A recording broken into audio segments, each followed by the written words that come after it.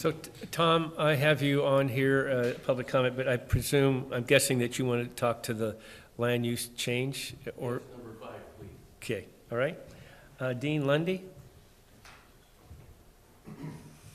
Hi, Dean, how are you? Fine, thank you, guys.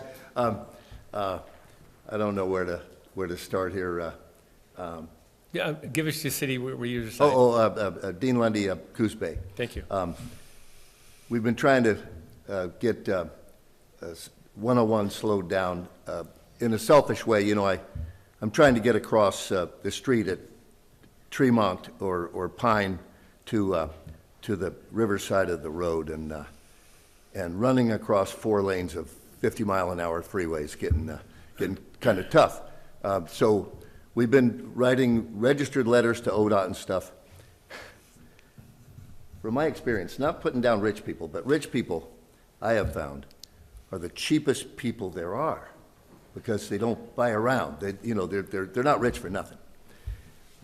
ODOT keeps sending us back letters saying, we've spent enough money, we don't have the money.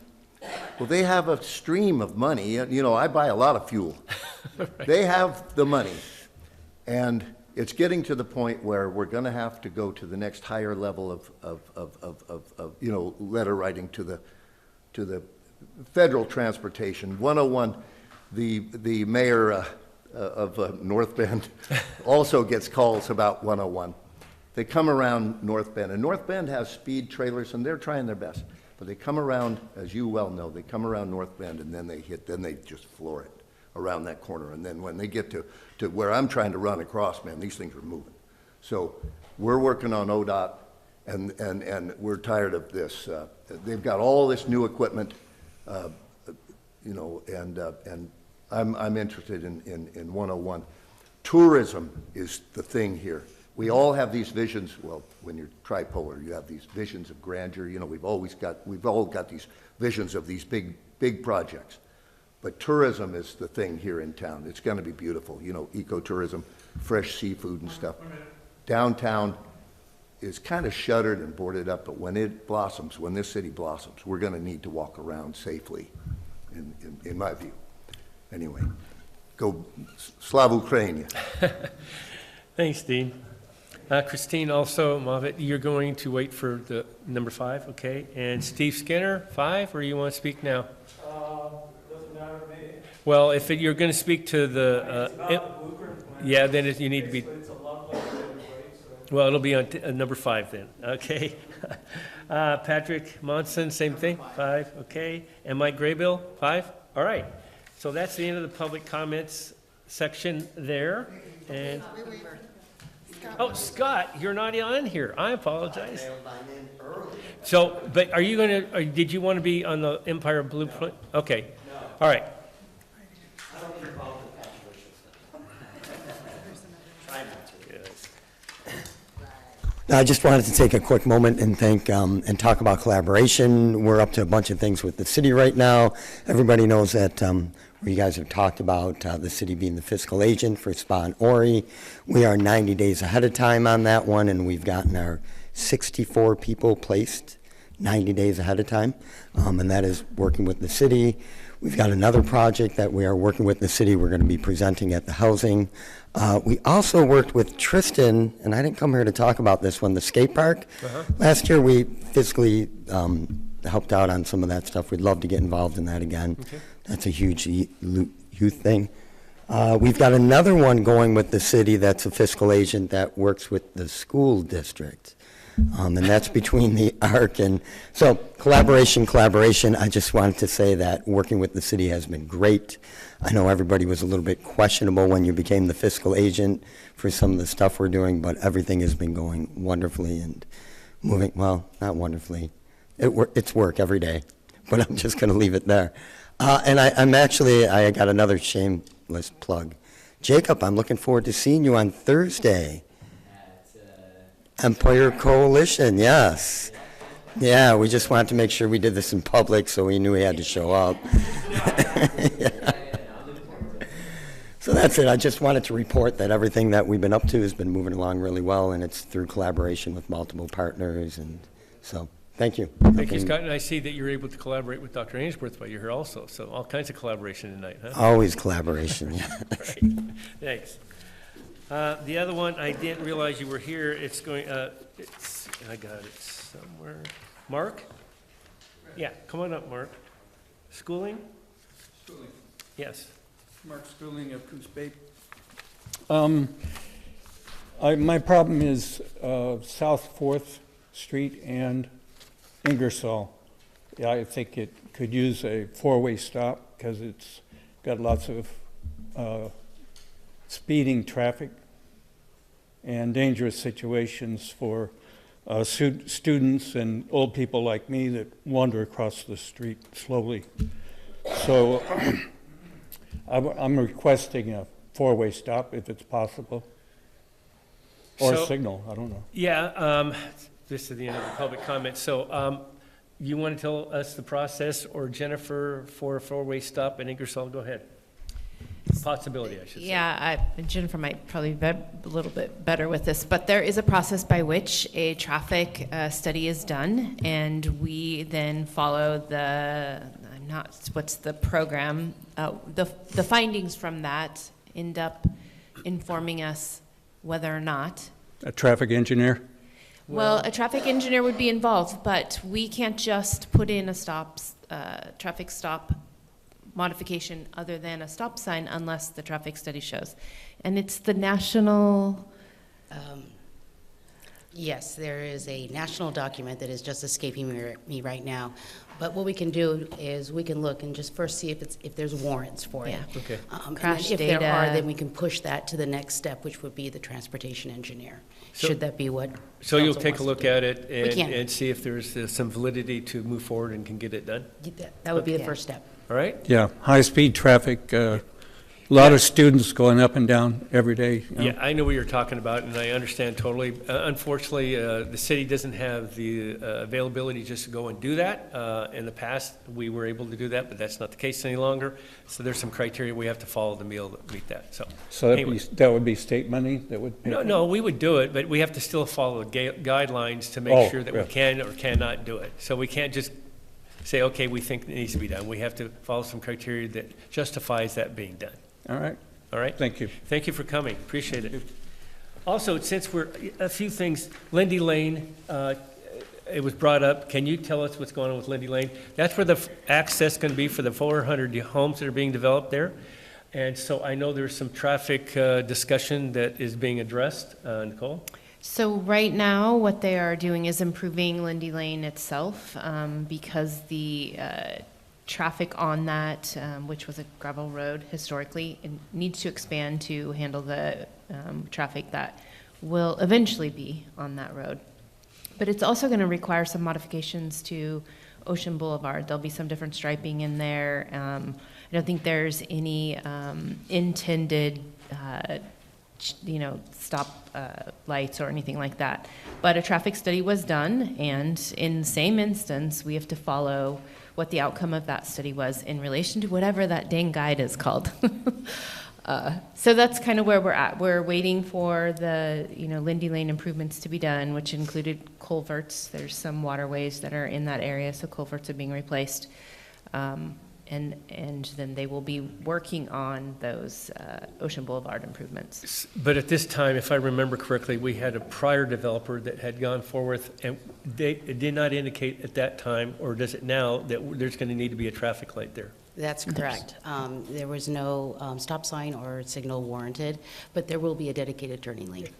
And I can tell you the developer had indicated that, that's something that should be looked at. And so we will be looking at that, but a new developer, excuse me, yes, there's a different developer, and that's why it's moving forward. But also, there's going to be a secondary road that they're working on also. So that's the information there. And Mike, as far as the Empire sidewalks, if you would let us know which sidewalks you're referring to, we replace sidewalks on a regular basis, depending on the situation. If it's something that, that we are responsible for, if not, then the building owner or the property owner would be responsible for that sidewalk, and we can reach out and see if it needs to be taken care of. All right? All right, thank you. Is it the Uniform Traffic Control Devices Manual? Gold star. Google. Google. Yeah, my computer's paper-oriented tonight. So she's going by memory, right? All right, so any other public comments? Hearing none, we'll close that comment period, and we go to the consent calendar. Council, how would you like to proceed? I move to approve the consent calendar. I'll second. Been moved and seconded to approve the consent calendar as submitted. Are there any discussions or questions? Hearing none, I'll call for the question. All in favor, say aye. Aye. Any opposed? Hearing none, it passes. I also like to recognize Councillor Matthews is online now. Next item on the agenda is a presentation from the Coos Bay School District Number 9 Superintendent, Dr. Justin Ainsworth. Welcome. It's great to have you here. Thank you. Likewise, thank you. Make sure we got this turned on here. Okay, all right. Before I kick things off here, I just want to give a special shout out to Nicole and her team. We have been working closely with Fire Chief and Chief of Police since, it seems like it was a long time ago, but the tsunami, was it November?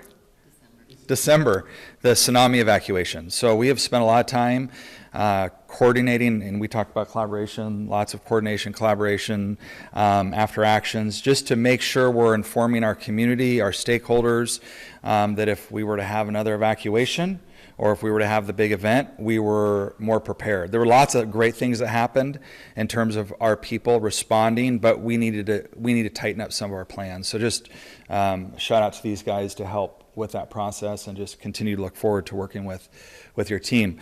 So things that I want to talk about is I'd like to give you just a quick high-level overview of where we're going in the Coos Bay School District. And so the first thing is going through our mission, our board goals, some we call them glows, some highlights, some things that are working really well in our district, some things that we're working on, and then some we like to call them just highlights and needs, and we definitely have some needs that we think you guys could help us with. So the first one is our mission. So when I was hired, our board, we have an outstanding board. One of the things they said is we need a new mission. It needs a review. We need something that is more practical, a little more tangible. So we spent some time with a group of stakeholders, and we came up with the current mission that we have now that really talks about, and if you see a lot of mission statements, sometimes mission statements are very nebulous, right? Our goal is to have something you can actually remember. And so we talk a lot about the threes. And that is a K-12 continuum. That is all of us. That's not just high school. That is everybody. So that when our kids leave the Coos Bay School District, they have a plan. And that plan is either they're enrolled in a university or a community college, they're employed, so they go into the workforce, or they're enlisted. And our job really is to make sure that is not a hope, but that is a plan. And really within that, it's that we help them make the decision. We don't make the decision when they're in 8th grade. We don't make the decision in the 3rd grade. They get to make the decision, and we have prepared and prepped them so that those three are options, and then we can launch them into what we call post-secondary. The other part of that is to make sure we know all kids by name. Really important to know a kid's first name, and to know their strengths and their needs. We are educators, so we are constantly trying to solve and fix problems. It's how we're wired. Sometimes we forget all of our kids have strengths. So leverage the strengths. Every one of our students is good at something. They're not good at everything, and that's okay. But they're all good at something. So how do we leverage that? How do we capitalize on that? And then how do we help them with their needs? And where we're trying to get better as a system, and I would say, my clicker is not working here. Can I just give you a thumbs up and you can click? Let's do that. Yeah, perfect. Where we're trying to get better as a system is to be responsive to kids' needs in real time. That is not always, public education has not always been great at that. When I say real time, if a kid is struggling emotionally, how can we help him or her in the moment that week? If a kid is struggling academically, how can we help them in the moment and not wait? We've got Troy's in the hospital world. We like to say we want to stay out of triage. We want to stay out of the emergency room academically and behaviorally. So we are trying to become more fluid and flexible to our students' needs in real time. I would say our elementary teachers in schools, by and large, are better at that than sometimes our secondary. But I think our secondary is growing in that area as well. Board goals. So these are the 4 things. We have a great board, and I love that they simplified the goals. When you look at a lot of organizations, whether it's public or private, sometimes there's too many goals. You can't track all of them. It's too much. And so we really went into that process with 4. Let's get good at 4 things. And so those 4 things are to improve student outcomes. There are great people in Coos Bay. We've got one right here who's a teacher at Sunset. We have phenomenal people. People are working hard. They care about kids. They care about the community. Where we lack sometimes, and I'm going to be honest, we lack in expectations. Our kids are as smart as any other kids in the country. Our kids have as much potential as any other kids in the country. Yes, we have a high rate of poverty in Coos Bay, North Bend. It might look different, but our kids have potential. That, if I would say, it's a mindset shift that we have to believe that our kids can do more. And so to me, that's number 1. That is the most important goal. The second goal that they wanted from me is they wanted more data. They wanted me to report to them, how are things going? We don't want to wait till the end of the year for the data report. We want data incrementally. We want it once a month. We want to know where we're at in 3rd grade reading and 6th grade math and our F report and our SAT and our ACT.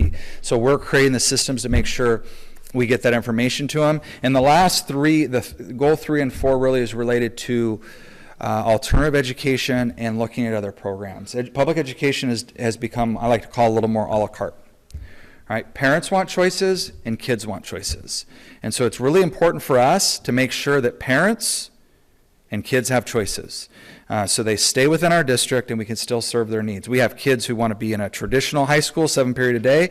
We have kids who want to be hybrid. We have kids who want to be in destinations. They want to be on online learning. That is only going to grow. We have kids who want to be in charter schools. The choice movement is real, and it's happening nationally. It's a little late to Coos Bay, but it's happening here in Coos Bay, North Bend. So we have to posture ourselves to give parents choices. So board goals, things that we talk a lot about are principles, collaboration. All right, one of my favorite sayings is the smartest person in the room is the room. It's not me, it's the room. It's the collective experience, talent in the room. We have a lot of smart people. We can figure these things out. I like to say, we put a man on the moon, we can figure out the form. we can get the form done. We can teach kids how to read. Another one of our principles, it's learning over teaching. That's really important. We are teaching, but are they learning? It's more important, are they learning? Right? When I went through a teaching program in graduate school, it was kind of about my teaching. It was about my methods, my curriculum, my classroom management. We're getting better. Are they learning? And how do I adjust my teaching to the students? Ownership for results. We are not a blame culture. We don't blame parents. We don't blame the school board. We don't blame the state. We don't blame the executive office. We take ownership of results. And so we look internally and how we can improve things. And we'll do this at the end of my presentation, is to celebrate. This is really, really hard work. Teaching, running schools is dynamic. There's a lot of moving parts. People are complicated. Little people are complicated. It is a human endeavor. It is hard. We have to take time to celebrate. And so we try to do that as much as possible. We celebrate the wins.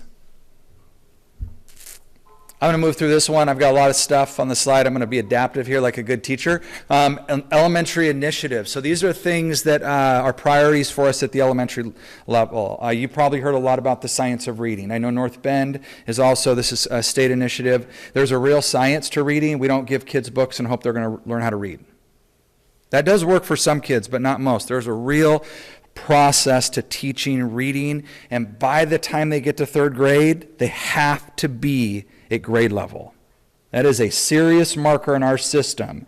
If they're not reading it by 3rd grade, we are now in triage. We are in the emergency room. So we are doing everything we can, K3, to make sure our kids are at grade level reading. And our saying is they learn how to read so they can read to learn, right? So by the time they get to science and history and math, they can analyze that content, they can comprehend that content. So that's a big initiative in our district and across the state. Multi-tiered systems of support, that's just a fancy way of saying, what does the kid need in the moment? How can we help the kid academically or behaviorally in the moment? We have a new math curriculum we're really excited about. It's evidence-based, it's standards-based. That curriculum is being implemented K-12. And then the last thing we talk a lot about is 120 minutes a day of reading, writing, discussion. So when we look at core academic skills, regardless of the subject matter, if you look at the core academic skills that you guys probably hold at the dais, you do a lot of reading, you do a lot of writing, you do a lot of discussion, you analyze, you work in groups, you probably do some math. But that is a core academic skill. So we try to get to 120 minutes a day of reading, purposeful reading, and then we're going to write about the reading, and then we're going to discuss the reading. And if we can get really good, if our kids can get really good at reading, writing, and discussion, when we get to the 3 E's, they have a chance. And when they go to the military or vocational school or a state university, they have a foundation. So we are really intentional with our students, 120 minutes a day of reading, writing, and discussion. And that's an elementary and a secondary initiative. At the secondary level, we talk a lot about these things as indicators. Algebra 1 readiness. Algebra 1 is a gatekeeper. We need to make sure our kids are ready for Algebra 1 by 9th grade, preferably 8th grade, so that their math ceiling gets really high. I'm not implying all of our kids need to take calculus. They don't. But the reality is 20% of students nationwide take calculus. 20%. So we have students who are going to be engineers. They're going to be math teachers. They're going to be professors. They're going to be computer scientists. Those students need to be in calculus classes. We need to do a better job of preparing our students for Algebra 1, and then 20% of our students need to be in calculus and trigonometry in those upper level math courses. 9th grade on track. The research shows if you fail one class in 9th grade, you have a 10% reduction in graduating on time. So if you fail 2, you have an 80% chance of graduating on time. So we really track 9th grade readiness, early college course enrollment, making sure kids have access to, we have great partnership with Southwestern Oregon and the dual college credit model, and our advanced placement program is growing to make sure kids have access. Those courses, I already talked about our 20 minutes of reading, writing, and discussion. And then again, 3's, making sure they're enrolled, employed, or enlisted. So good things, lots of good things happening in our district. People are working really hard. So some of those good things, I just mentioned AP. If you look at the bar on the left, that is the national rate of students enrolled in one advanced placement course. It's 30, I think is that 34%, Chief? I don't have my glasses on. Oregon, it's 15. Coos Bay, it's 24%. So really proud that we're above the state average. I believe next year we will be at the national average in terms of AP enrollment. That is believing, that is an indicator that we believe our kids can do that work. Advanced placement courses are rigorous, they're hard, they're challenging, but they also give a kid an opportunity to earn early college credit, and more importantly, they give kids the confidence that they can do the work. So lots of growth there. Other pre-ACT results are inspiring in English. We are at the national norms. That's K-12, that's not just secondary. So if you look at the green in need of intervention, 13%. Only 13% of our kids need intervention. We really want to get that to 10%. And then you can see in the purple, 54% are on target. And then, Nicole, help me, is that 33%? Close to target. Right? So really good trend lines with our ACT. Same with the ACT, that's the 10th grade. Again, good trend lines. Activities, I don't know if you guys had an opportunity. We had the tournament here. It was fabulous. Lots of people, great energy if you were at Marshfield's gym. And I always wonder if there's been any sort of economic analysis that's been done when we have these tournaments, the number of people. Yeah, and I always say this, the people who showed up and then they came back to Coos Bay or North Bend during the summer, right? So just, I hope we can keep that alive. I think that's good for both communities, Coos Bay and North Bend, to bring in those visitors. Our basketball teams, there's lots of winning at Marshfield High School. And I always say there's a great tradition of athletics at Marshfield High School. I'm a product of some of that tradition. However, it is athletics, activities, and it's academics. It's an and. It is an and academics will not take away from athletics. In fact, academics will only accentuate and amplify academics. And so we want to be known as much for our athletic programs as our academic programs, but we still continue to take home a lot of trophies at Marshfield High School, which is awesome. So the girls won the Skyam Conference.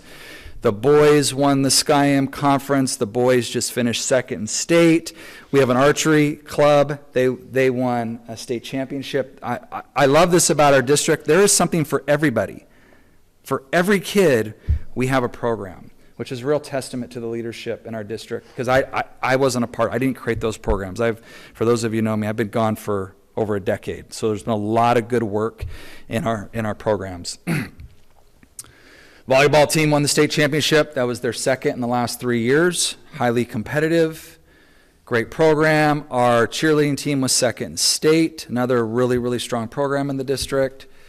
Our speech and debate, they win lots and lots of competitions. I want to find a way to grow that program. If I was king for a day, they would all take speech and debate. Every kid would be in speech and debate. Our robotics is growing. That's an important program. In fact, we talk a lot about trying to align our programs to industry, and computer science and healthcare are the two fastest industries in the United States. So how do we align our programs and provide opportunities for kids? Our marching band, strong history. They just got new uniforms. Some of you might have donated to that, so really proud of those kids. Our journalism is nationally ranked in one of the best journalism programs in the state. Lake Oswego and Marshfield High School have the two best journalism programs in the state of Oregon. So really proud of our teacher. I think she was, in fact, named Teacher of the Year in journalism in the state of Oregon. And then I got ahead of myself, but again, community engagements with Nicole, Chief of Police, Fire Chief, will continue those engagements and getting information out to families. We are extremely fortunate in Coos Bay, and thank you for your support, your vote. You guys are a part of this. We have tremendous facilities. If you look at Eastside Elementary School, and they are recognized by the state for their work in the science of reading. If you look at Marshfield Junior High, Madison, the Marshfield High School athletic facilities, people will come here and they're blown away by how nice our facilities are. And then I'll wrap up. I'm fortunate to have a strong board, and their vision is clear. They're about kids. They have their disagreements, which are okay. Healthy disagreement is good for an organization. There's good discourse there, but in the end, they really have purpose, and their purpose is our kids, our district, and our community. So I'm really fortunate to work with these people. And then needs. So some of our needs, we need subs. So if anybody wants a sub, we need subs. I think it pays $220+ a day. You don't have to do it every day. If you want to just come in once or twice a week, come in and help us out. Student attendance is a challenge post-COVID, and that's happening across the nation. We're still trying to get kids to come back to school. Jacob could attest to that. And then just as you guys continue to work, strong economy in Coos Bay, for our students and families. We definitely need an economy where kids can stay here and go to work, an economy where kids can leave and come back. Right now, we, if I'm being honest, we lose a lot of kids that don't come back to Coos Bay. So if we can continue with the port project, we are supportive at our level. We talk about how does our CTE programs align with that project, so we're positioned. We are getting ready, hopefully, cross our fingers, we're looking at a Coast Guard ROTC program. We're going to partner with the Coast Guard and there will be 2 Coast Guard programs in the state of, on the West Coast. It'll be in Kodiak, Alaska, and Coos Bay, Oregon. So we're excited about that, and then just continuing to align our programs if this happens. And one of my favorite sayings is all students deserve great teachers, principals, and schools by design, not luck. There is a science to schools. There is a practice. There is evidence. We are not making this up. The things that we are doing in Coos Bay are proven to work. We just have to execute them. And then I'll end with I believe the next slide is questions. Any questions? Council, questions for Dr. Ainsworth? Yeah, it's more of a comment than anything else. You had mentioned, we realize that we're economically challenged in our community. But you mentioned the speech team, which is tied with probably the richest county in the state. Yep. And we're among the poorest county. Yeah. So to your point, our kids are just as bright. Yep. They just need the opportunity and tell them, and someone to tell them that they can do it. 100%. Yep. Thank you. Well, first of all, more comments. The collaboration that you mentioned and the cooperation, I think that we need to continue. I hope that you come back frequently. This is not something that's happened in the past, so I'm glad to see you here. It's a pleasure to have you here. I also know that Nicole has mentioned, and with you, about having joint meetings, board meetings, and our council. I think that's a wonderful idea, however we can do it. I know it can't be done on a regular basis, but even if we did it once a year or twice a year, Yep. just to get together. Collaboration is one of our top goals, and we try to achieve that in many ways, and so this would be great. Yeah. So it's great to see energy and the philosophy, and I'm glad to have you back, and so it's wonderful to be part of this community, so look forward to us Thank you. getting together again. Thank you, Mayor Benetti. Okay, anyone else? I did want to say how much I appreciate, I've heard you speak a couple of times, and I don't think you give yourself enough credit. I think I've been in media for decades, and just recently made a change in careers, and you can feel and see the difference, and that happens with leadership. And you mentioned the people on the board, yourself, your team leaders at your schools, and I grew up in the district, and my children went to the district, so I appreciate it. I did have a question. You mentioned the dual enrollment. I know that we hear a lot from the other district about students who are graduating. What percentage of kids are enrolled in that program? Yeah. Is that increasing? That is increasing, yeah. Don't quote me on the number. I want to say it's in the low 20s that are in dual college. So we have two. We have the dual college credit program through Southwestern, and then we have the advanced placement program. So we basically take those two groups of students and we call it early college access, right? And both of those programs have value. So we're looking at how do we continue to scale that and grow it, right? To me, right now, I don't think that those two programs represent our entire student body.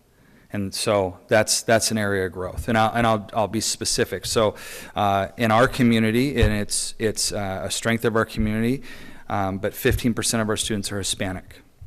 15% of our students need to be represented in early college programs, whether that's AP or dual college credit. And that's currently not the case, but we can fix that.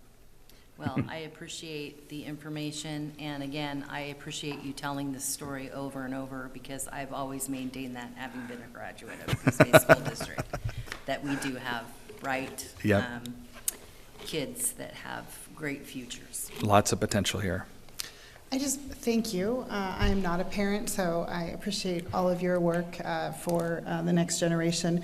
Maybe a question in the weeds, but I know you said that you're spending 120 minutes with reading, writing, and discussion. Yep. And you said 13% of children are struggling with reading. So, and I know you've just come back and you're, doing things to improve that. But what are you doing specifically to help children with reading and core competencies? Yeah, I got to be careful because I could talk about this forever.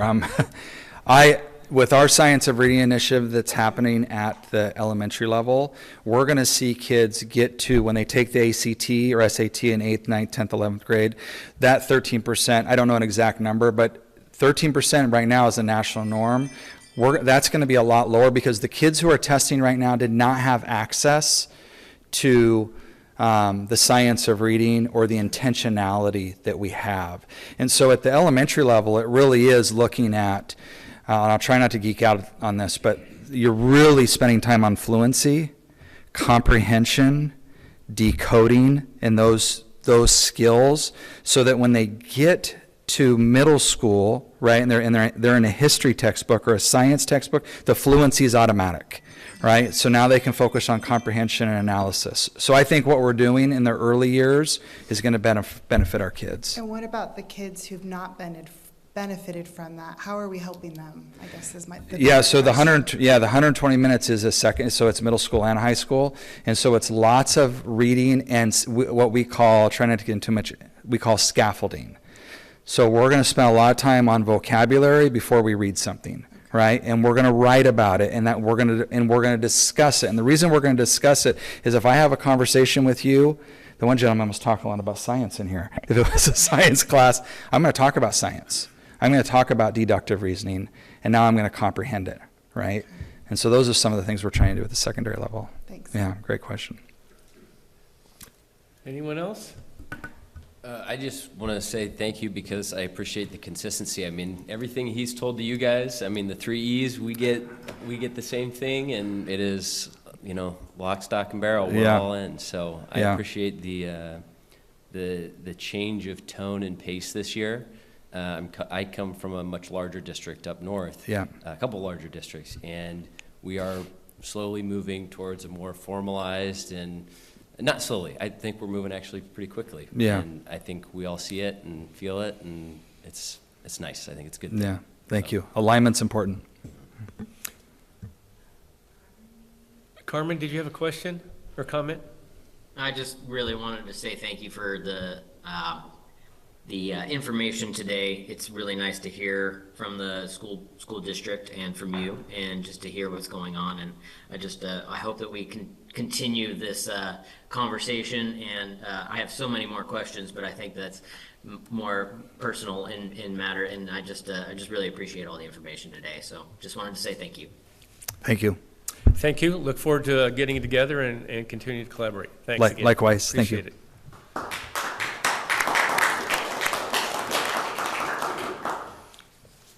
All right, lights. Thanks. All right, so we're at this public hearing to consider approval of a let me get my what is on? Okay, type 4 land use application. So there's a protocol I need to go through, and so please bear with me. This is much more than the norm. So it's 7 pages, I know. So as I said, bear with me. So I'll now open the public hearing on land use application number 187-240074-PLNG. Proposal to adopt the Empire Blueprint, including associated amendments to the Comprehensive Plan and Municipal Code, today, March 18, 2025. It is 6:54 p.m. And my name is Joe Benetti. I am the mayor of Coos Bay. The city council will make a final decision on this application based on the complete record, including the testimony received at tonight's public hearing. The proceedings will be recorded, and they are. The hearing will be conducted in accordance with Coos Bay Development Code State Law ORS 197.797. And city staff will first present the staff report and recommendation.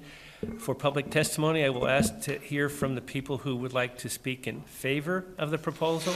I then will ask for people to speak in opposition to the proposal. Finally, I will ask people who have a neutral comments or questions about the proposal, neither for nor against, and will have an opportunity to speak. So basically, everybody will have a chance to speak on this. City staff may then present additional material and recommendations based on the public testimony. After each presentation, I may ask for questions from the council. For everyone wishing to speak, we're asking you to use the sign-up sheet that I have here, but that's not going to limit you to commentary. If there's somebody else, I want to make sure that everyone has a chance that has been provided. We will when called upon to speak, you must state your name and address for the public record. We ask that each speaker limit themselves to no more than 3 minutes. Nate McClintock, our city attorney, will be the timekeeper. Please remember that all presentations will be timed. You will be informed by the city attorney, I'm being redundant here, when allotted the time has expired. All speakers exceeding the time limit will be asked by the mayor to immediately conclude his or her remarks. So please accommodate me. I'm trying to follow the guidelines. In order to minimize repetitive testimony, organizations are encouraged to have only one person speak for the group. I don't think we're going to have that issue this evening, with other members of the organization standing to show their support. Each person may testify only once unless called back to the podium at the request of the council member to respond to a question. Thank you for your cooperation. All right, conflicts of interest, ex parte contacts, and bias. The council is required to disclose any conflicts or interests and ex parte contacts that we may have with the proposal or applicant.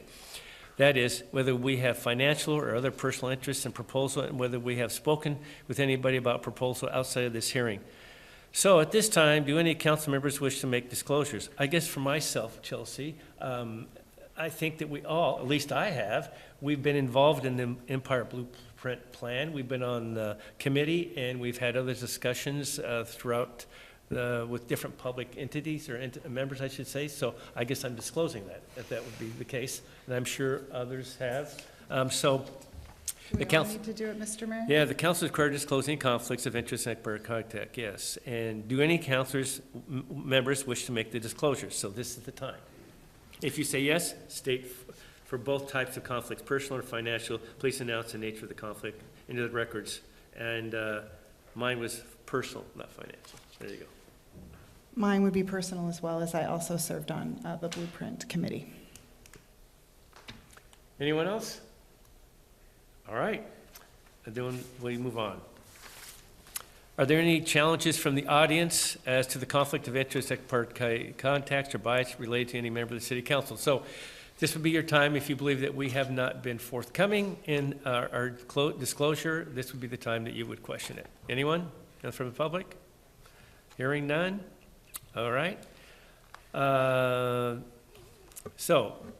Required statements that I need to make. State law requires me to tell you a number of things at the beginning of the hearing. First, that the applicant substantiated criteria that apply to this application are contained in the notice of public hearing, the written staff report, and will be identified and discussed in the oral staff report, ORS 197.7975A. Second, your testimony, arguments, and evidence must be directed towards these criteria or other criteria in a comprehensive plan or development code that you believe apply to this application, ORS 197.7975B. Third, failure to raise an issue accompanied by statements or evidence sufficient to afford the decision maker or other people an opportunity to respond may be preclude appeal of a decision on this application based on this issue, ORS 197.7975C.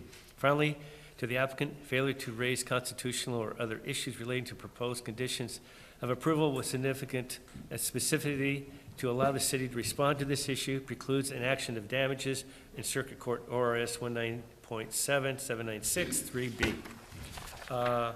A decision by the City Council may be appealed to the Land Use Board of Appeals, LUBA, CBDC 17.130.1055. So I guess with all that being said, Chelsea, with public comments, do they have to have a public comment that can be in reference to something specific? Or can they still make a public comment? So in here, I thought it said it had to be referenced to a specific. Criteria?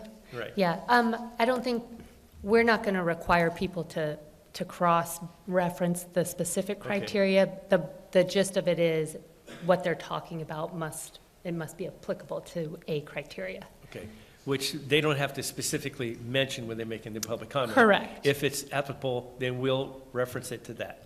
Correct. Okay. Yeah. All right. All right, so at this time, we will now hear from staff who will go over the staff report. That's Chelsea, and she will speak and go ahead and give the staff report. And after that, we'll continue on. So Chelsea? Thank you. So council, you have the packet, the staff report in front of you in writing. And for the essence of time, I won't go over everything in detail, but I do want to just acknowledge kind of high level some of this proposal. So, get rid of this, get my way. This, as you mentioned, the proposal is to adopt the Empire Area Blueprint Plan. It's a long-range planning document by a resolution. This comes with some legislative text amendments related to our comprehensive plan, including the transportation system plan and our municipal code. And so this outlines those sections. We have talked about this in the past, so it should not be unfamiliar. I just want to reiterate, this is a project that was started back in the fall of 2022, and so we're in spring 2025. The objective, the goal, was to really boost the economic development potential and the transportation connections throughout this project area in the Empire Study area. The project's been informed by a project advisory committee, as the mayor and Vice President DeNovo mentioned. They sat on that. We also have some members who sat on the PAC with us tonight. They held 5 meetings, so there was opportunity for input at that time. We also obtained one-on-one stakeholder input, so property owners, business owners in the area provided input. We had meetings with each of representatives of each of the tribes, the Coquel and the Confederated Tribes of the Coos, Lower Umpqua, and Siuslaw Indians. They provided input.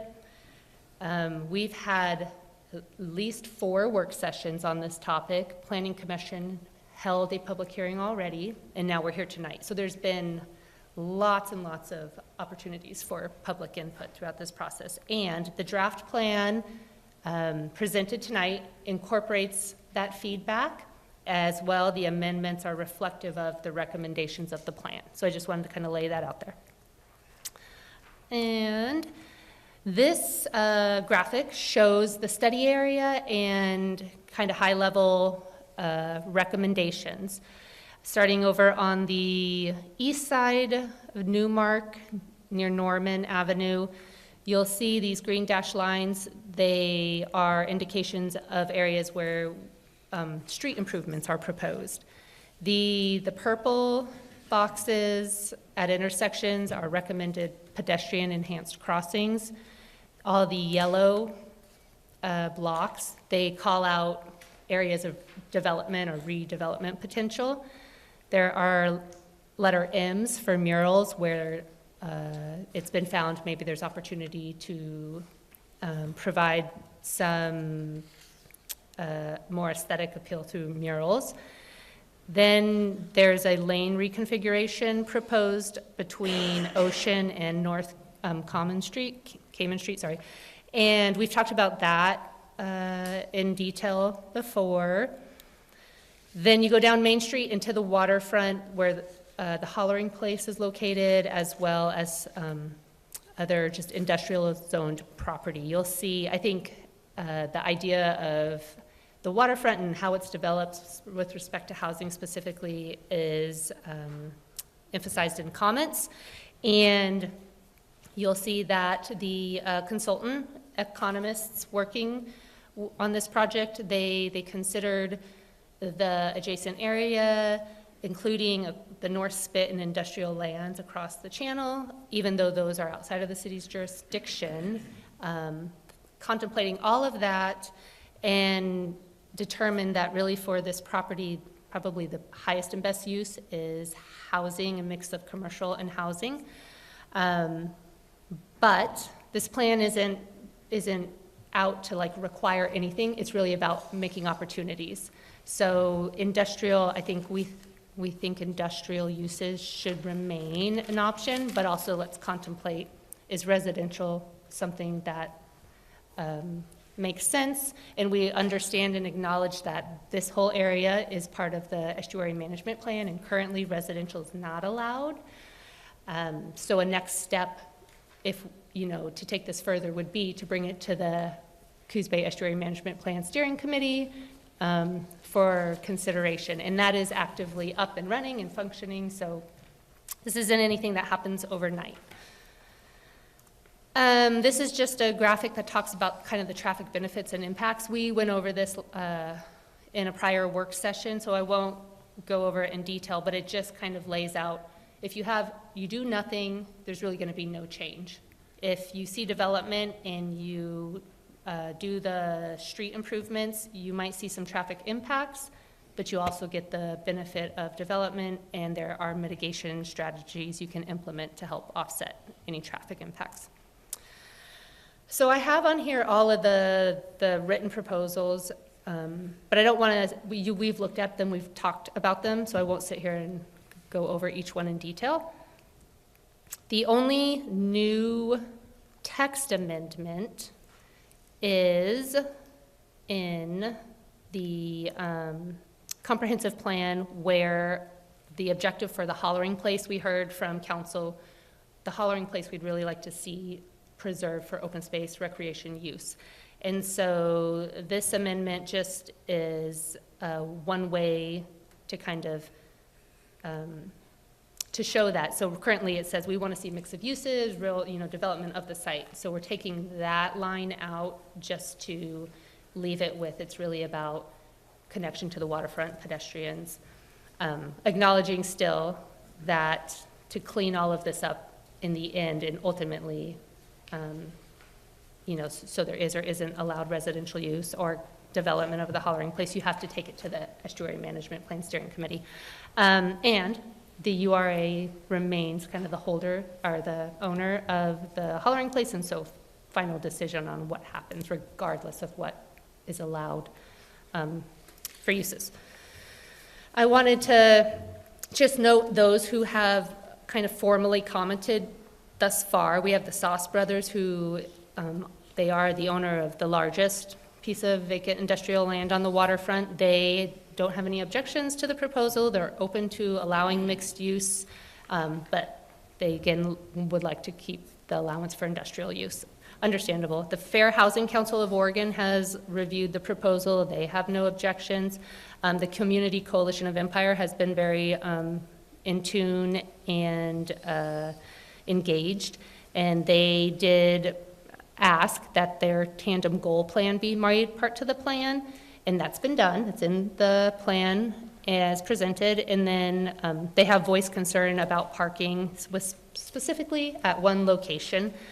Parking is addressed. There are in the plan some parking management strategies that the city could consider moving forward. And then at our last meeting, Christine Moffett gave some comments. She noted some typos and inconsistency in the plan. Those have been addressed. And then Christine Moffett did submit some new written comments, as well as Mike Graybill tonight. And those appear to be focused on the waterfront, the concern about putting housing down there. And again, just reiterating that housing isn't something that's precluded in a tsunami zone. But if kind of leaving, you want to open this up for opportunities based on the market, and then what does an owner or a developer think makes sense for them? And as they've called out, like they're in the plan talks about, if you are going to develop this area, you should contemplate a tsunami evacuation structure for that purpose to help offset any kind of risks. So tonight is really brief, not getting too much in the weeds. Staff is asking council to adopt the plan as presented, to approve the land use application, and with that, adopt the ordinances that actually implement some of those recommendations.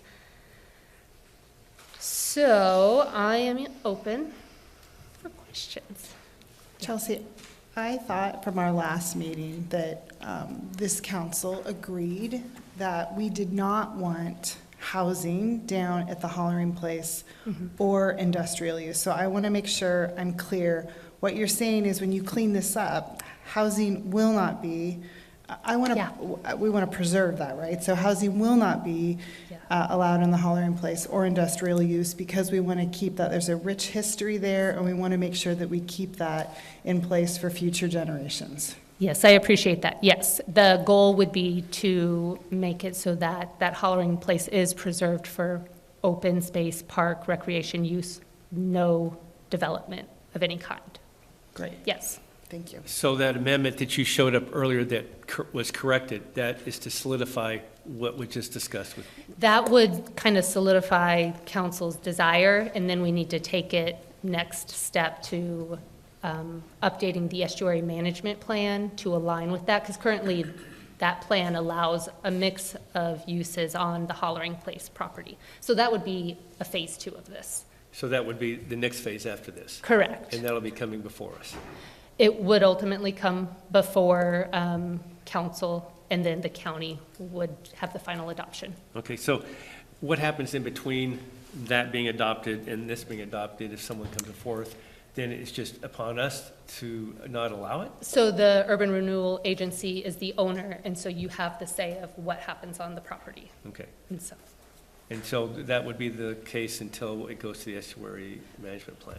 Correct. Okay. And how long will that take? And so that is a process, and the steering committee has met twice now, and the technical advisory committee and the public advisory committee, our citizen advisory committee, have now been formed officially. So it takes as long as the public process allows, right? So the steering committee considers it, all these other committees consider it, you get the public input, it could take a while. A while being a year? It could Years. take a year or years, yes. Okay, So I've got this is 3 the more years, Chelsea. So So that I is have the- a go ahead. question. So what's the point of the comments that were gathered from Sauce Brothers and the others? Because they are property owners, right? And so wanting to know what is. So we're going to negate those comments that were made that they would like to have? No, the trying to preclude development is specific to the Hollering Place property. The So rest of the. theirs is outside of that? Correct. Okay. Yeah. I just And- wanted to clarify Yeah. that.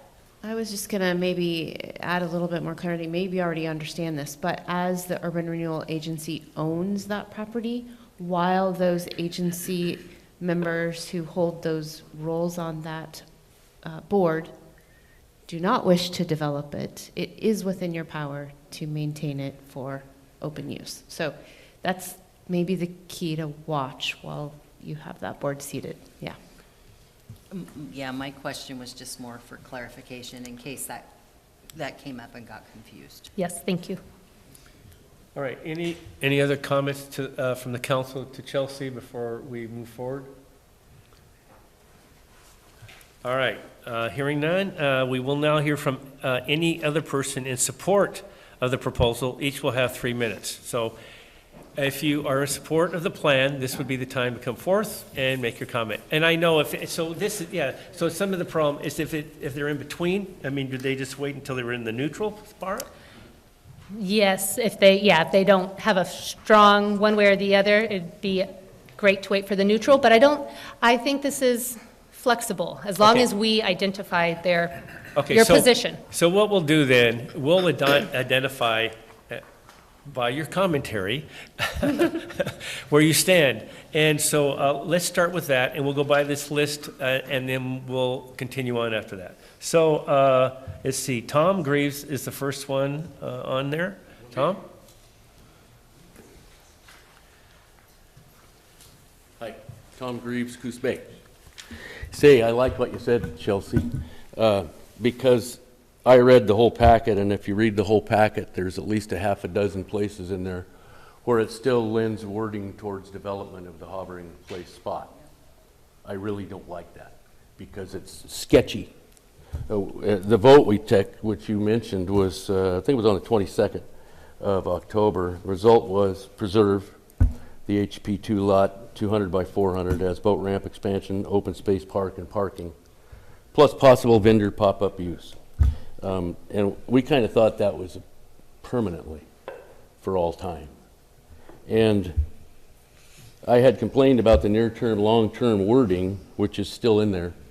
Near-term goal by the team says, I believe, until near-term lasts all the way to 2027.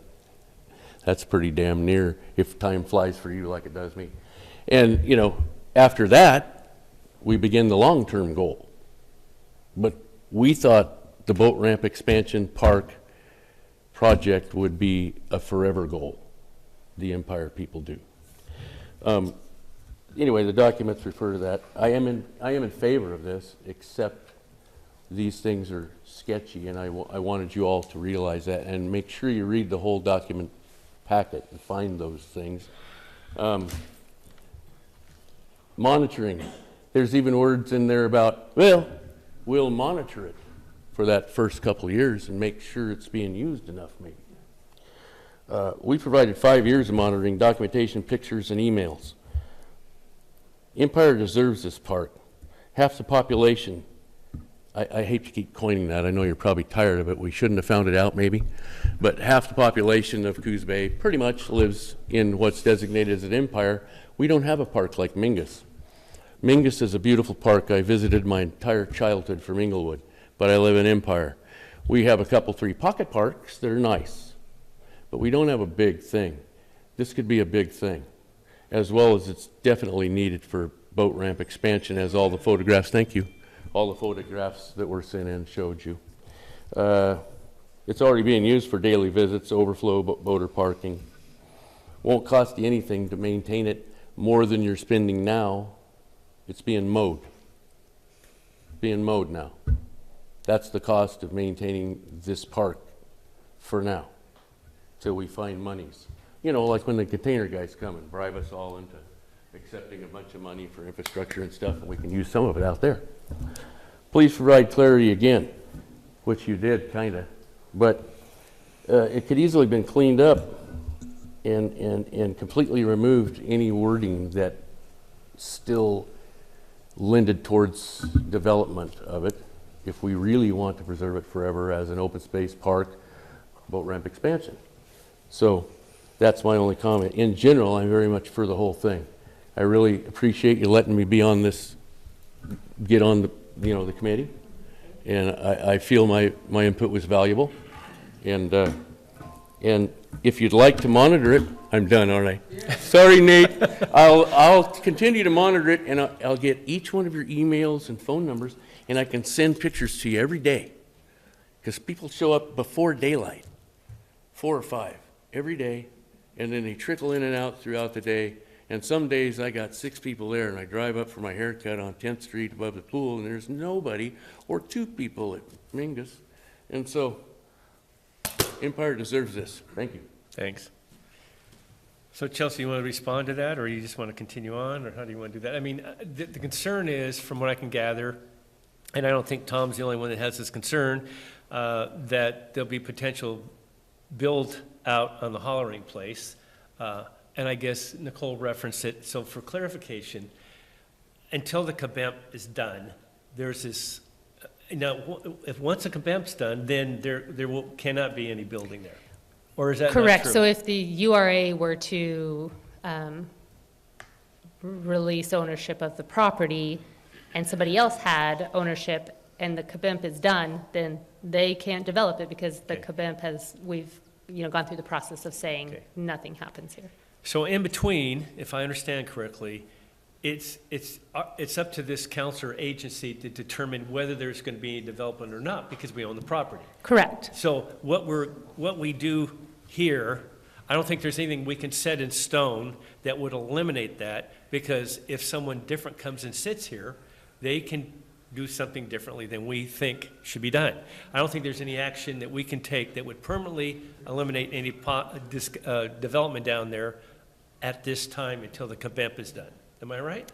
From a land use perspective, because the nature of the estuary management plan is such, we tonight could not just preclude what's already allowed there. I mean, it's going to be a process. Okay. So, yes, if and when a position changes on the URA, there's a potential that decisions could change, but for the time being, there will be no this intent in this plan will say that we will not continue. We won't have any building down there. Industrial, residential, nothing. Correct. Okay. Yes. All right. Follow up, real quick follow up. Is there public input allowed when those estuary management plans? Absolutely. Yes. So I can present to them. Correct. I think if Mike, you're on that committee, right? There's somebody right there, Tom, that you can, are you also? And Christine, both these excellent people on that committee, so. Thank you. And they have your feelings at heart. I can tell by presentations and their written comments. So anyway, the next person would be Christine Moppett. And we have your written testimony. And thank you for catching the errors in the plan and getting them corrected, so. Yeah, but I made an error too. Okay. Christine Moffett, Coos Bay. The first page that I didn't number, I hastily put this together to meet your deadline on Friday, so I should have reviewed it quicker. But the very last line of the first page, there should be a not after segments. And so I am continuing to say that I don't support changing the water dependent uses for the following reasons. So I think you probably read past that to understand where I was going.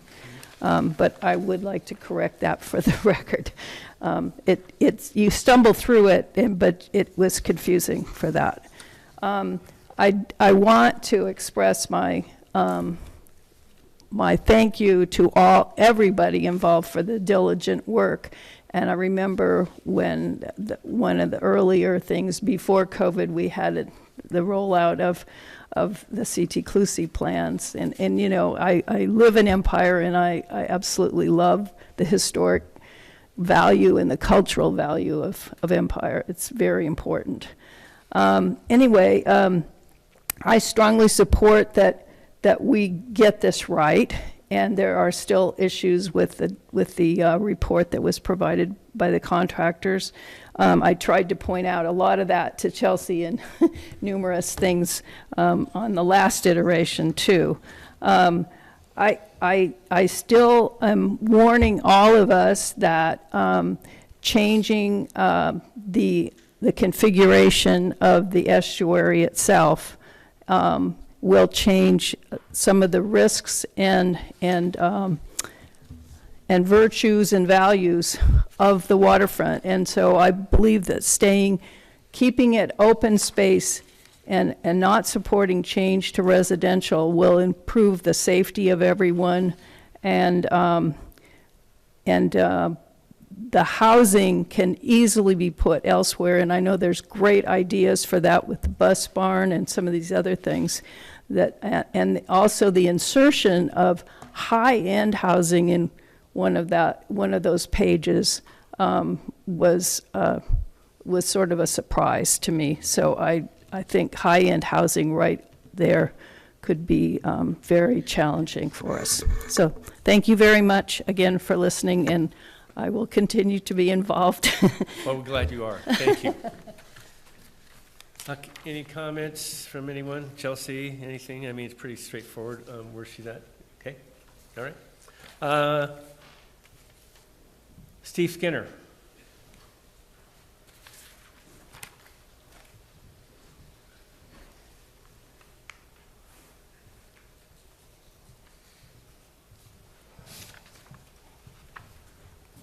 Steve Skinner, North Bend, but I guess you know where my heart lies. So, anyway, I must have been a little prescient because collaboration seems to be the word of the night. So anyway, I want basically to thank the mayor, thank the council, the city administrator, and the staff, Chelsea especially, for working collaboratively with Empire residents and the Community Coalition of Empire to get us to the point we're at tonight. Community Coalition was actually started over 20 years ago to protect the Hollering Place and ensure its best usage by and for the public. So it's been a very long road for us and an exciting time coming as the blueprint plan gets implemented. There are always choices to be made moving forward, but continued collaboration always brings the best results. Working with Chelsea, we have a resolution that will at least alleviate the parking issue related to the new residential building at Lawson and Newmark. Thank you. Working with Nicole and Coos Bay School Board member and CCE member, Addie Hutchinson, we are looking at the possible relocation of the bus barn facilities to free up land for new residential housing that will keep and enhance the neighborhood community that gives Empire its unique character. So, and this is a little outside the blueprint plan, but working with Jennifer and Mike Morgan, we were able to help get the landscaping improved at the South Empire Treatment Plant, and I hope we will continue that. So, long live collaboration, and thank you all for the work you've done. Thank you, Steve. Yep. Glad you were participating in it and involved. Thanks. Patrick Monson.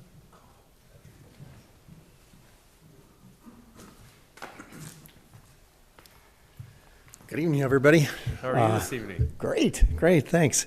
Thanks for the opportunity to speak to you. I'm really a supporter of this plan. I think it's a really nice way to move for the city of Coos Bay and Empire specifically, and we've worked a long time on it. And but I have a couple of questions. There's some clarification that needs to be done on page 92 or on figure 3. If you could pull that up, please. Now, just a quick review of the zoning of all the properties along Newmark Avenue. They're C2, which is great. But once we get down to the waterfront area, we have a couple of zoning designations. And some of them, I guess, we need to address that. I don't know if adopting the blueprint would mean that those zones would automatically change, or if it would have to go to the Planning Commission in order to change the zoning of those particular parcels.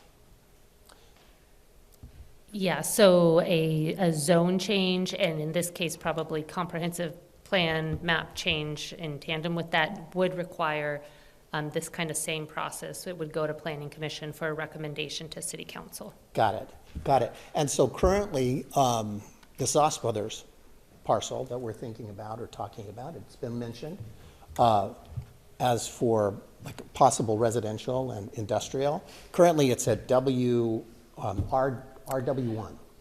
It's correct? waterfront industrial, which is industrial. Okay, so that's the parcel. I mean, I just looked at the zoning. I'm not It's okay, expert nope. at it, but I just want to make clear that the change to the LDR6, has it been changed to LDR6? The Sauce Brothers property? Yeah. No. Okay, so the LDR6, just in case you didn't know, that's for low-density housing, right? So maximum 6 houses per acre. In that case, that would be some kind of that would be a very expensive property to develop for them. So just putting that out on the table. I just, I'm hoping that the blueprint gets adopted, but I'd like to make sure that those zonings are clarified. Another clarification that we want is the mixed use designation for that particular diagram, and it's in Christine's diagram that you've got here. Right in front of, or next to the boat ramp, it says mixed use, and mixed use includes, according to the Coos Bay zoning, residential. Now, we just want to make sure that, I mean, a lot of people in Empire have been talking about that area should be open for open space, not for residential, especially because we're going with 400 housing units and no green space at all for those folks. There's no tot lots or... The 400 homes, you mean, being built? Are there any tot lots or any green spaces for them, or? I think that's part of it, and I think that's the intent, but I don't know I haven't seen the development plans. See, I looked at it just briefly, and it looked like there was absolutely no green space, no tot lots, no softscaping there. So that, I could be wrong. Yeah, no, I think there is some dedicated open space, green space in the Timber Cove subdivision. Within the Timber Cove? Correct. Okay, not outside of it? Not outside, yep. Okay, all right. Just, that's a real concern. Okay, and I think that's it. Thanks so much. Thanks for your support. So, one more thing, sorry. Go ahead. Thank you for the gas station coming down in Empire. I don't know if you've been able to come on Newmark Avenue heading east, but it's amazing. It really looks fantastic, so thank you again. Well, I know it took some time, so thank you for your patience. I know it was wearing thin, but we finally got it down. So to follow up on Patrick's comment, okay, so the zoning's out there, Sauce Brothers property, let's use that, it's industrial. It cannot change unless it goes through a process, and it's, of course, it would have to be the owner that would request it, correct? So the zoning, typically, yes, the owner needs to request it or at least be on board with the city's proposal to make the change. And none of these changes all kind of should be aligned. So the code and the zoning map should be aligned with the comprehensive plan map, should be aligned with the estuary management plan. Right. So it has to go through a process. Yes. So the owner would want it or have to be in agreement with it, and then it would go for the planning commission, and there would be a hearing, and there would be a process, and then it would become the council for final ratification, right? Correct. Okay. Yep. And then if the CABEM's in place, it would have to meet that criteria to be adopted. Yes. All right. So, all right. And for another clarification, just make sure by the docs, even though it says mixed use, with the new clarification that ratifies it, that's going to be the case. And then again, it's going to be up to the Urban Renewal Agency, and as long, I think, as this agency's here, that's not going to happen. And hopefully, the CABEMP will be done before the agency changes, and then everything will be ratified, right? So, all right, Mike Graybill.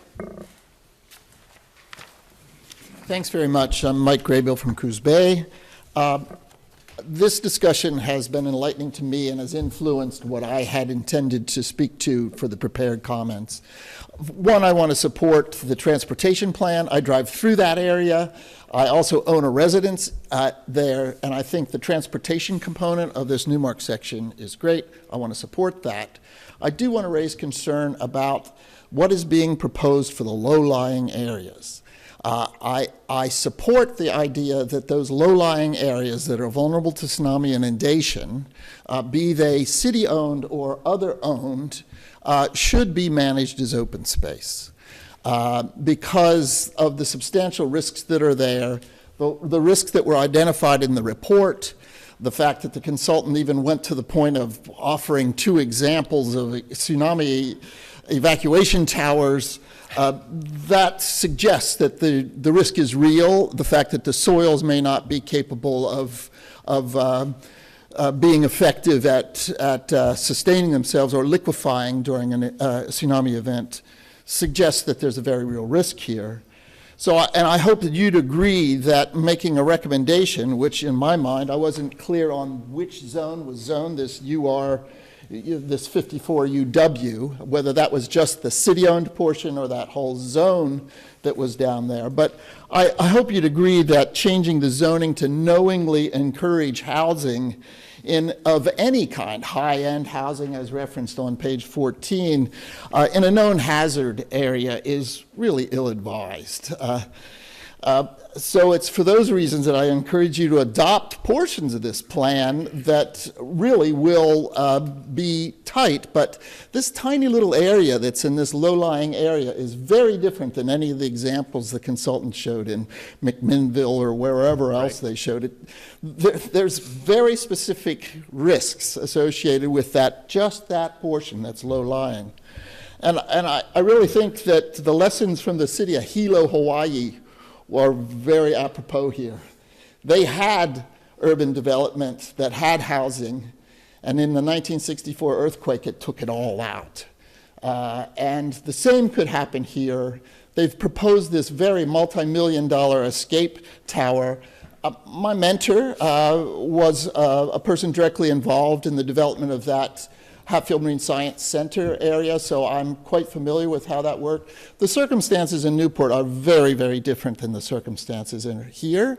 If that whole zone is maintained as open space, there's probably no need for a tsunami escape tower, so you could save millions of dollars in developing that property. So I really like this plan, but I have real concerns about this adoption, including this recommendation on page 14 that would expand the uses to include housing in those low-lying areas.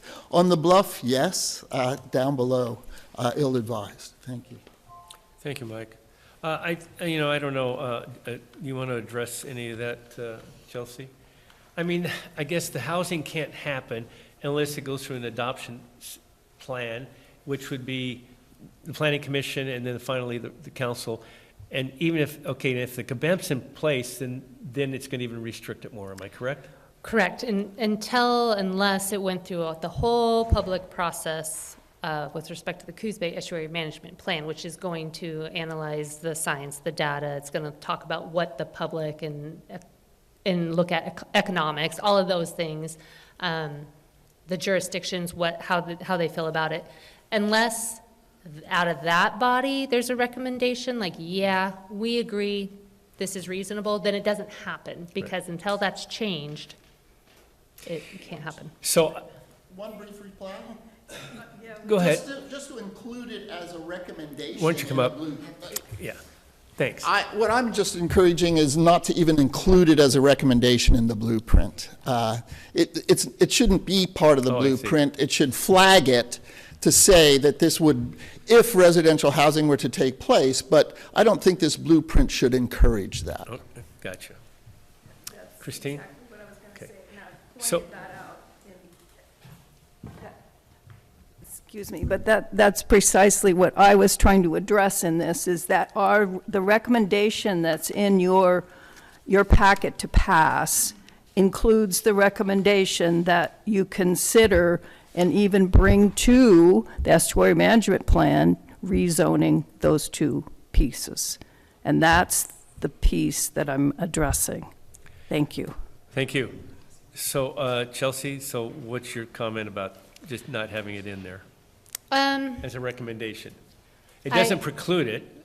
Correct, it doesn't preclude it, and I think, the council took this on looking for ways to boost the economic development potential of the area, and what was found is that waterfront is not being capitalized on.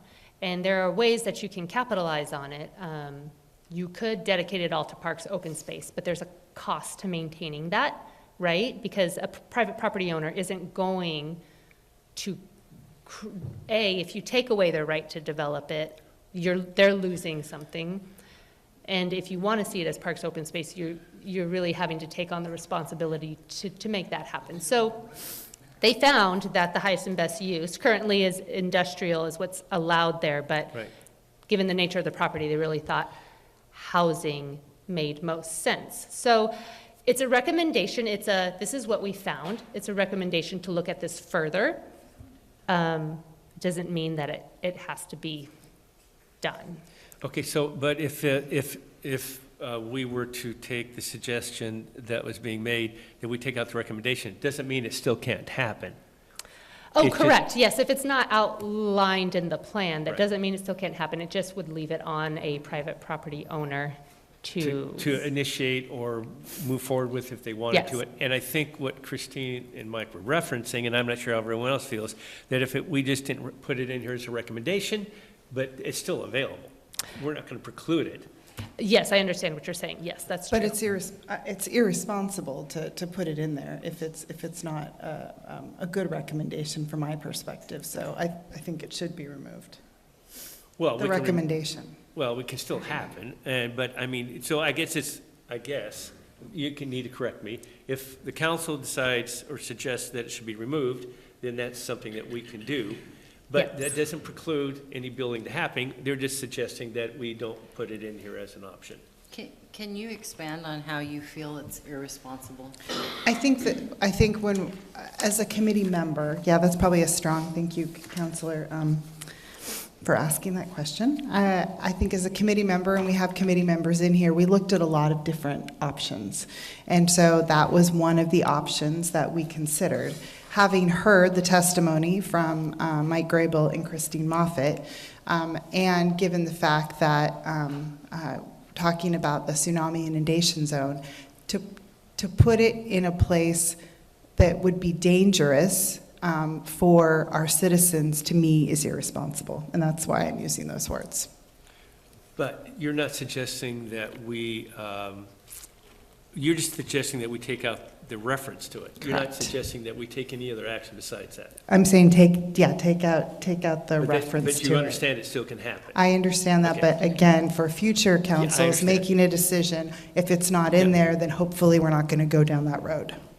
Well, Yes. and that would be up for the planning commission and the council to decide to allow it or not allow it. So that's still an option. But, so one other thing that, And basically, that just falls on the property owner if they want to initiate that. is it what would Chelsea's- anyway, even yeah. if it was in here, it still does. What they're suggesting is that we just don't make it something that flags it as a possibility, that's all. It should not be encouraged. Encouraged, thank you. So the other thing that comes to mind on all this, right, that's going to play into this is FEMA buyout. So how do we, because it's going to start dictating what can and cannot be built in a lot of these different areas. I'm not sure what areas this would affect. Yeah, But definitely down below in the hollering place.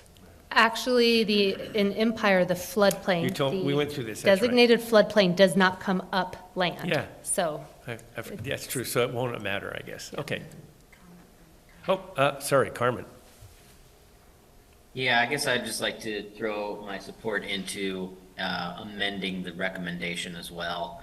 Maybe, I believe on page 14 that Mr. Graybill is referencing, I'm seeing the specific sentence that I see flags to me, which is the plan finds that a mix of commercial use and high-end housing may be the highest and best use of the waterfront properties, and recommends amending the CBEMP to allow for residential use in CBEMP Unit 54-UW. Maybe doing something like, we acknowledge that this may be the highest and best use, but this plan wants to acknowledge floodplain restrictions and hazards therein, or something along those lines, or maybe just end it at some point. But right now, the way it reads, it looks like we're trying to promote that, and I could see a property owner going, well, I'm just trying to follow the will of council. So I could see where an amendment would be warranted. And while I agree, I do want to state that, you know, there is a difference between us developing something in a zone like that versus restricting property owners from development. So I just want to be careful. I feel like we're kind of getting into that area of, we're getting into that area of where we're reaching into something, and I just want to be cautious about it. I agree with what you're saying. I just want to be careful. All right, just give me 1 second, Dean, and we'll get you up here. But I think what's being suggested is that we change the commentary. It's not that we're going to restrict anything, because there's a process. And that process plays out, and whether that process allows it or doesn't allow it. And then there's LUBA on top of that, so there's all these other criteria that people can go through. So I think that we all need to keep that in mind. At this point, we're not trying to restrict anything. It's just the commentary that gives the infliction that that's a possibility. Dean, need to come up here. I didn't sign up, but I would like to say something about that area of the Hollering Place. Yeah, give us your name and, yeah. Dean Lundy, Coos I'm Bay. sorry, okay. I'm not against economic development. You know, I like money like the rest guy. I looked at real estate all along the waterfront. I own waterfront real estate all over the place. I know about the FEMA flood and all that. The property down there, as far as I knew, when I looked at it seriously, was marine specific and marine dependent. It had nothing to do with residential at all. And the one group of souls that can't get up here and talk is the wildlife in that area. And I feel that nothing should be disturbed on that area where the birds rest and stuff. I mean, we have, my nature school is down there. We've been watching these birds all through the seasons. They're fabulous. And to do major construction, I understand Sauce Brothers and you know, I've worked with tugs and stuff all my life. That's, as far as I know, that's marine specific, marine dependent, and not housing. And I would love to see, and I live, you know, woof woof for the dogs in the Hollering Place, but the birds rest there, especially in these storms and stuff. It's just too special. Tourism is our economic development here, not major industry in my book. All right, thank you. All right, are there any other public comments on this item? I think that's correct, right? All right, so that being the case, so all comments received to date are included in the record and have been reviewed by the City Council. May we please hear any rebuttal from the staff? I guess we've already heard that, right? I feel like we've been doing that. Yes, we have. Thank you. All right. So before we go any further, I guess, do any councilors have any questions? We've been asking Chelsea this. So my question is, with the commentary that's been made and the indication from the council, well, I think that reference out of there, what would you put in there or take out to fill in the space that's been mentioned on 14.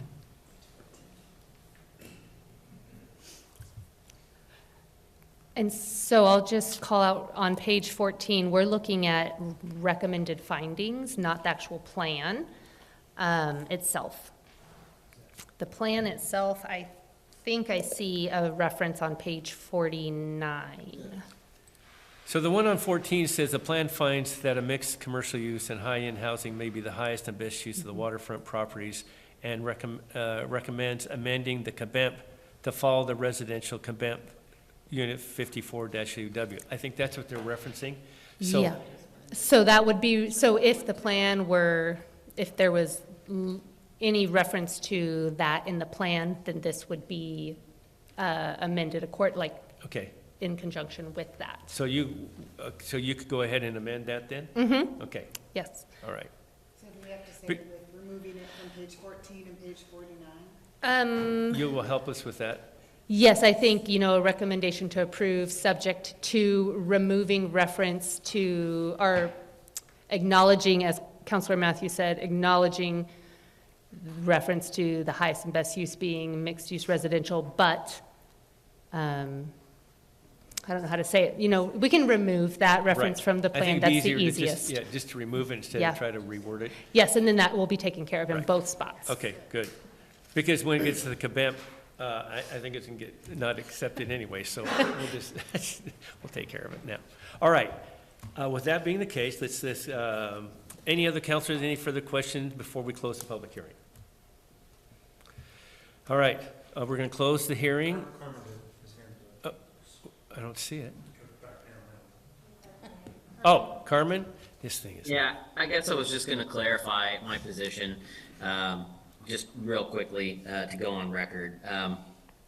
As a downtown business owner, I've had the opportunity to build in floodplains or, to participate in the economic opportunities of the waterfront district, knowing that there's a huge risk at these spaces. In fact, my newest place is higher than my original location. So while the current plan of the city is laid out to where everything is in a marsh and is in a floodplain zone, that kind of forces people to operate their commerce in that zone, and I don't know if that was the best design principle that was ever come up with for the city of Coos Bay. So just trying not to make the same mistakes. Luckily, the area in which we're focused on in Empire is not as large as Coos Bay, so it won't, have the same issues of citing so much of our commerce right in the middle of a floodplain. But it does present some issues, and I just wanted to speak from experience in that way, and I guess to give reason to or background to why I believe it prudent to preclude a recommendation in this. So I just wanted to clarify. All right, thank you. All right, any other counselors have any further questions before we close public hearing? All right, we're going to close of the hearing and record. I now close the public hearing and record at whatever time it is, 7:50 p.m. Okay, city councilors deliberation and decision. Now it's time for the city council to deliberate. Discussion by the council. Any more discussion than we've had, I guess, would be the ask. It says only directed questions or questions to the councilors through the mayor. Well, we've kind of done all kinds of that. And so we will be making to determine whether make a decision immediately or later date. Do we want to make a decision tonight? I think if we can, and I think I'll just try to get this moving forward. If we can do it tonight and remove that one section that's been talked about on page 14 in reference of having housing and development, that we can probably resolve that and satisfy everyone. Everyone? Who? Well, I think the I majority. would like to How wait. about that? I would like to wait. I would like to wait too. I would like to move forward. How about you, Lucinda? I would like to move forward. Sarah, what do you want to do? Move forward or I would like to move forward. Jacob? As would I. Okay, we're going to move forward then. Carmen, did you? Carmen, sorry. Geez, I always forget you're there. And now, right now, you look like that half face on this computer here, so I apologize. Yeah, the ethereal voice from beyond. Yeah, I would like to move forward, but I'd like to know why the hesitation is there. Troy? I would just like to have a little more information and understanding on this. I know you guys have been working on this for a long time. I see housing down there now. I don't know that we're recommending that. I want our area to grow. I want us to develop. I think there's ways we can mitigate some of these issues without just saying, no, we're not developing anywhere on the waterfront. This is where we live, on the waterfront. And I'm not opposed to that. I understand the concerns and the risks. But frankly, life in itself is fraught with risk, and we make decisions and we try to make the best of them and we move forward. I want to see our area grow and develop. Okay, so maybe there's misunderstanding, I think, that this would not allow housing, because it does. I guess that is all I was asking. I'm not saying we wouldn't go this way. I wanted a little more time to look through this and understand what the concern was, and then how the wording is going to, so if I'm trying to understand what difference it makes, whether we leave that in there or we take it out, if housing is still going to be able to be done. So when we went through this plan. Did that make sense? Yes. When we went through this plan, and what we're referencing, the areas that we're talking about, that we have any control over, is the hollering place. Right. And that's what's being referenced here. Everything else is already zoned. The Sauce Brothers property is zoned industrial. The other properties around there are zoned already what they are, and they are what they are and can't be changed unless they go through a planning commission hearing and the council ratifying it, whatever that may be. It doesn't mean it's not allowed. But as far as the hollering place, the council, the urban renewal agency, the city owns that property. So, okay, so that helps me. So we're not talking about the Sauce Brother property. We are. Okay, so that's where my concern comes in. Am What- I missing something? Wait a minute. So, but Chelsea, if I understand correctly, this doesn't preclude Sauce Brothers. If we take this out, this does not preclude Sauce Brothers from building housing. They have to go through a process. Correct. The plan contemplates the whole waterfront, Sauce Brothers property, the Wrights property, URA's property, but if you remove this, we think the highest and best use is mixed-use residential. It doesn't preclude a private property owner from going through this whole process by themselves. Does it put up But hurdles it- for them? Does it give them more challenges, though? But it does make a statement about how this council feels about development. No. And I would like that time. That is- I don't- I would like the time. I don't agree with that. That is totally not correct. If Sauce Brothers wanted to build industrial down there, that is not precluding them from doing that. By taking this out, does not preclude them from moving forward with that development. What if they wanted to develop with high-end housing? Then they would have to go through, whether we did this or not, they still have to go through the planning commission. Right. And then it would have to come to the public hearing, So- at the council, I mean. So what if we just took out the part, just listed that might be the highest and best use of it, period, and then just leave it there? Don't put a no, we recommend, or no, we dissuade. It's not gonna say that. It just would come out. Yeah, we're taking that sentence out, that it's the highest and best use. But wasn't that a finding? I mean, wasn't that an accurate finding? No, not really. Well. So when we went through this, I don't know if we even got into that on the blueprint plan. We talked about it. We talked about housing being an important aspect. But part of the concern was that we were really focused on the hollering place. And so I think that this was put in there because housing would be a best use in multiple ways. I'm not so sure it would be here, though, and that's something for this council and planning commission and COMBEP to make the determination on. So,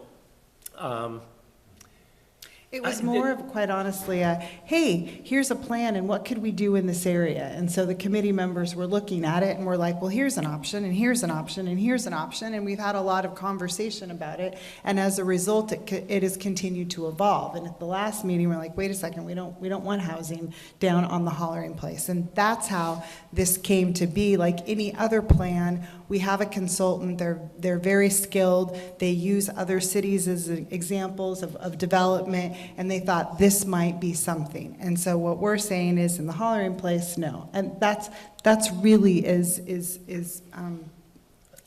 really the detail. I understand that, and that makes perfect sense, and it's clear to me by the people that are here that the hollering point is meant to stay the hollering point, open space, park, boat use. Yeah. Totally get that.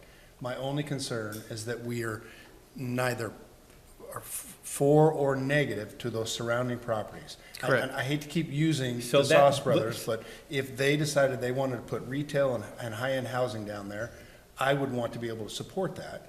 You And could. not put up extra, you know, We're not- as a group, put up extra barriers for them to cross. By taking this Can- out, you're can not I- putting any barriers up, Okay? okay? Can I- Am I, wait a minute. Chelsea, is that correct? It does not put up a barrier. Okay. What does it do?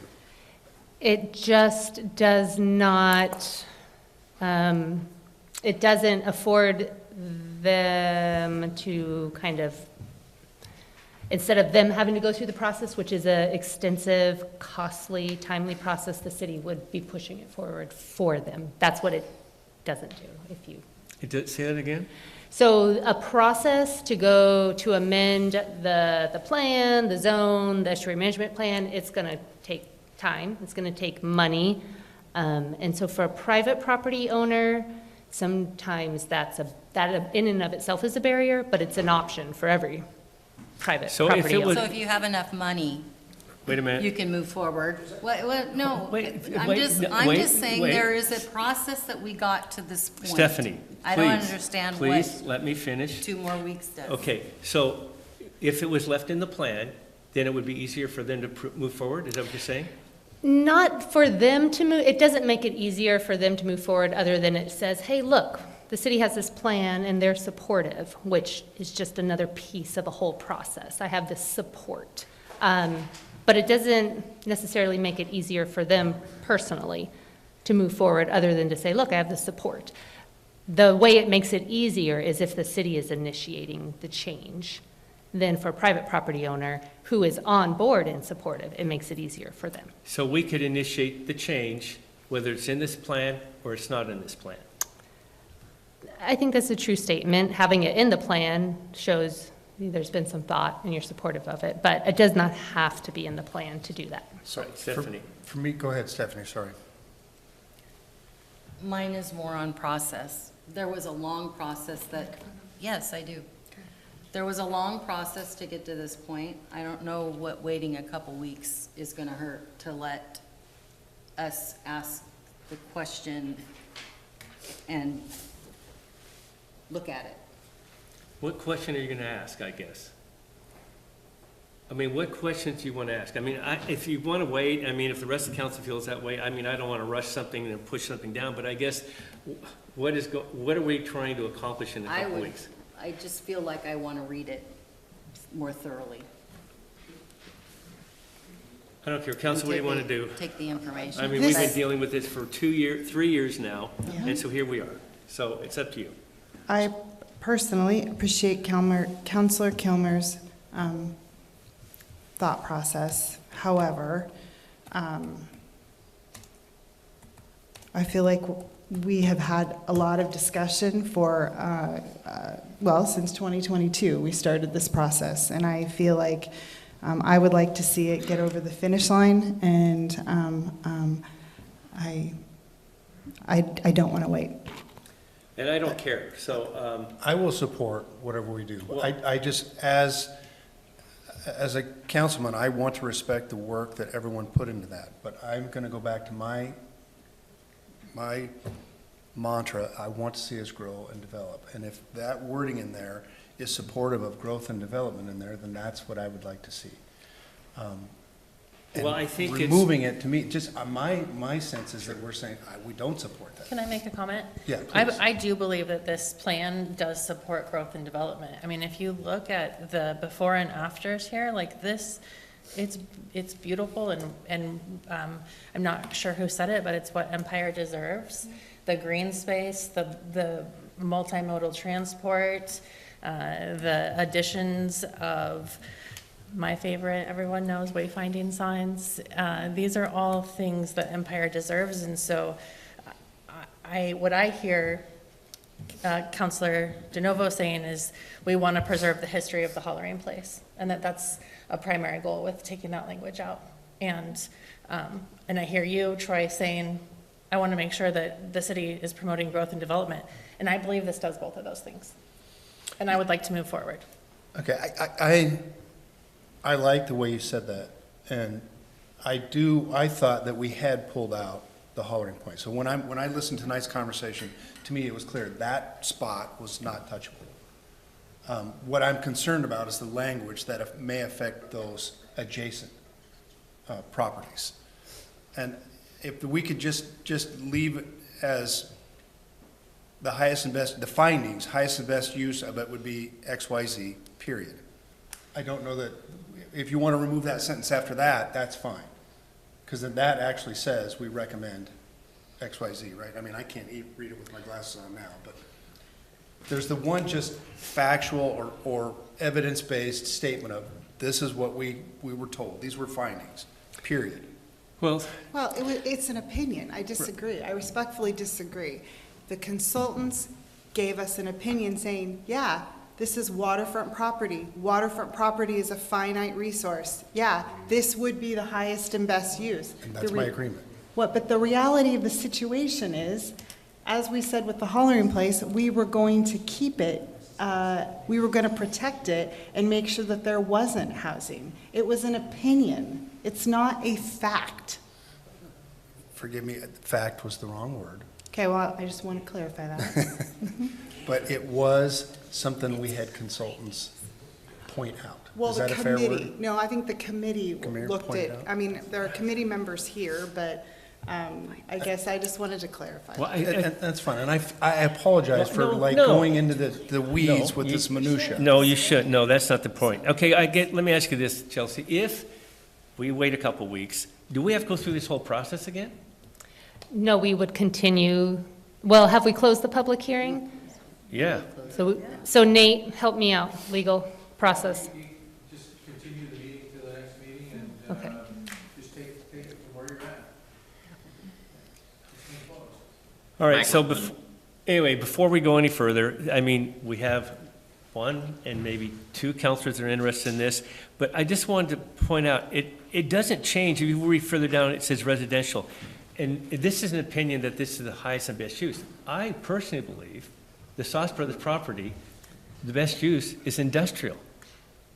Yeah. And Because so that's does what it's Sauce zoned. Brothers, per their we checked with them. They also agree with it. Yeah, I mean, that's what they suggested, and they wouldn't want it to be changed, and they would still want industrial in there. Would it help, so the sentence in the plan says, to implement the EAB, Empire Area Blueprint, it is recommended that the city ask the KBIM Steering Committee to consider making allowance for residential mixed uses in the waterfront area. Right.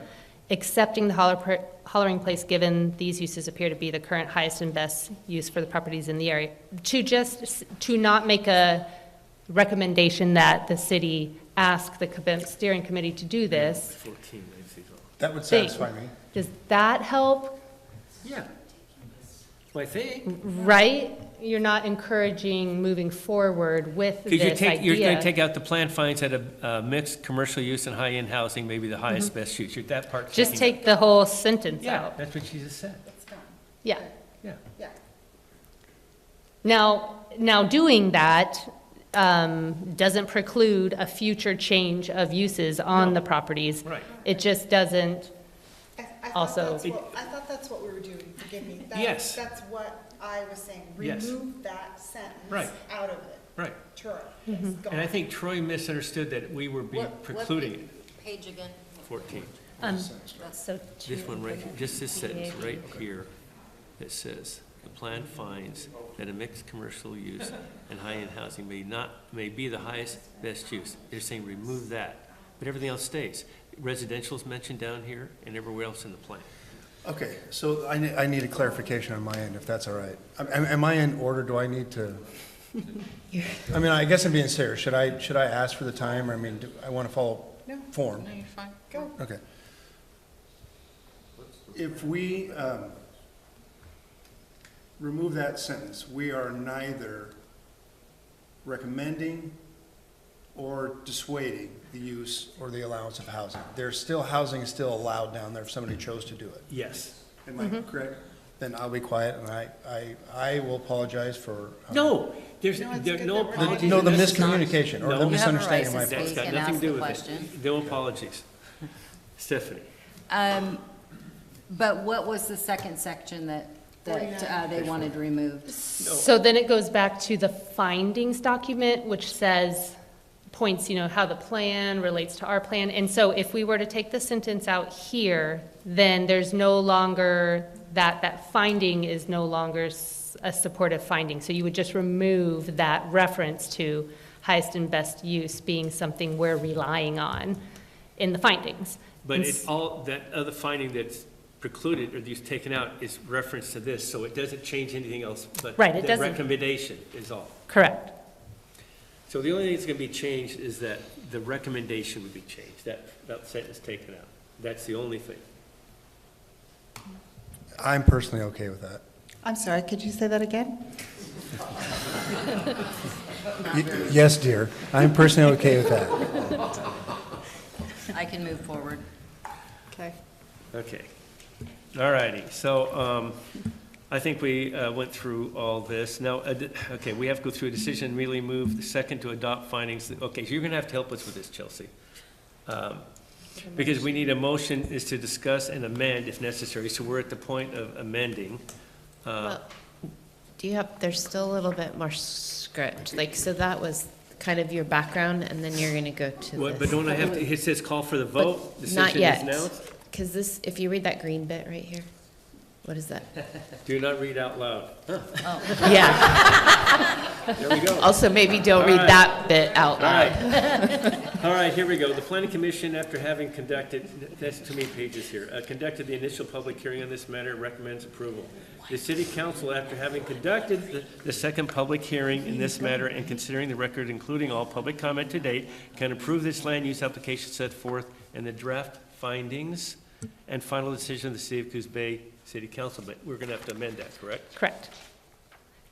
So the City Council may take action on the matter, approve with changes, or deny. So we're at B, I presume, approve with changes. And now okay, so we have to do approve land use application, all right, with the changes? And there I would say, make a comment about changing the recommended finding on page 14 under land use and community development planning strategies, LU.11, to remove reference to The sentence beginning, the mix of uses being highest and best use. So someone's going to have to make this motion, I right? got it. Okay, And the same would be true in the. so approve the land use application number 187-24-00174-PLNG based on the information presented by the applicant, all evidence in the record to date, and recommend findings or approval and presented, and with the amendment of, Removing the sentence in the third paragraph beginning with, or second paragraph beginning with, the plan finds. On what page? 14. 14. All right? That's my recommendation. Okay, so, and then we have to adopt by resolution the Empire Area Blueprint Plan and Amendment. Subject to the change on Subject to the page change. 49. Removing this sentence. Removing the sentence in the last paragraph beginning with to implement the EAB on page 49. 49. Okay. And 3, enact an ordinance confirming those amendments authorized to the Coos Bay Comprehensive Plan. And enact an ordinance confirming those amendments authorized to the Coos Bay Transportation System Plan. And enact an ordinance confirming those amendments authorized to the Coos Bay Municipal Code. With that being the case, That's all mine. okay.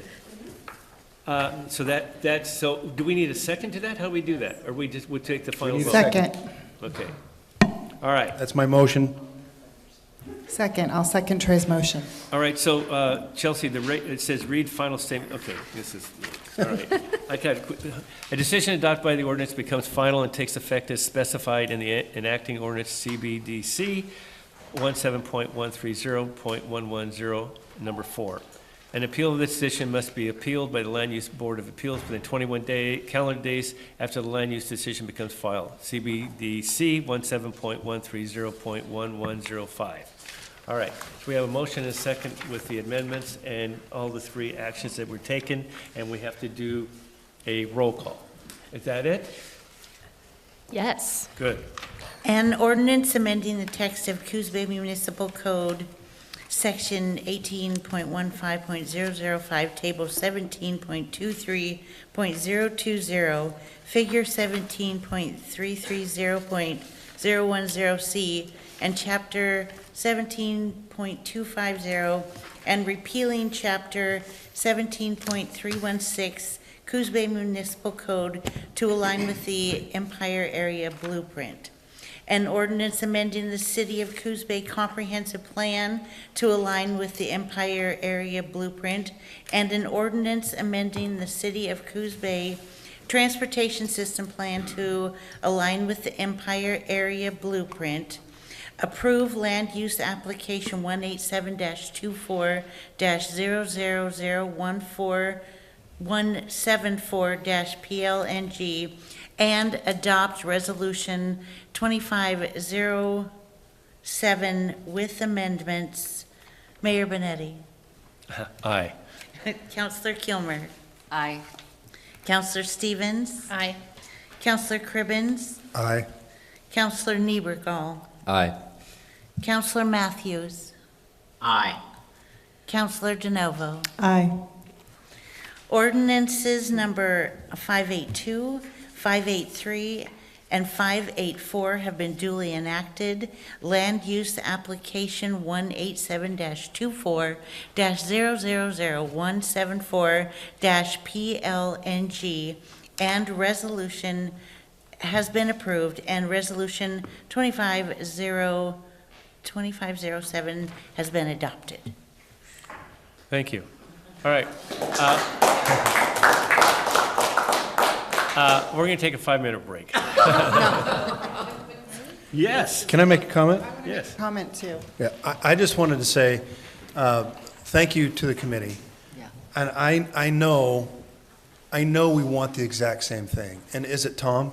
I am Tom. Yeah, and my name's Troy. Nice to meet you. You said something that it stuck to me. We deserve that.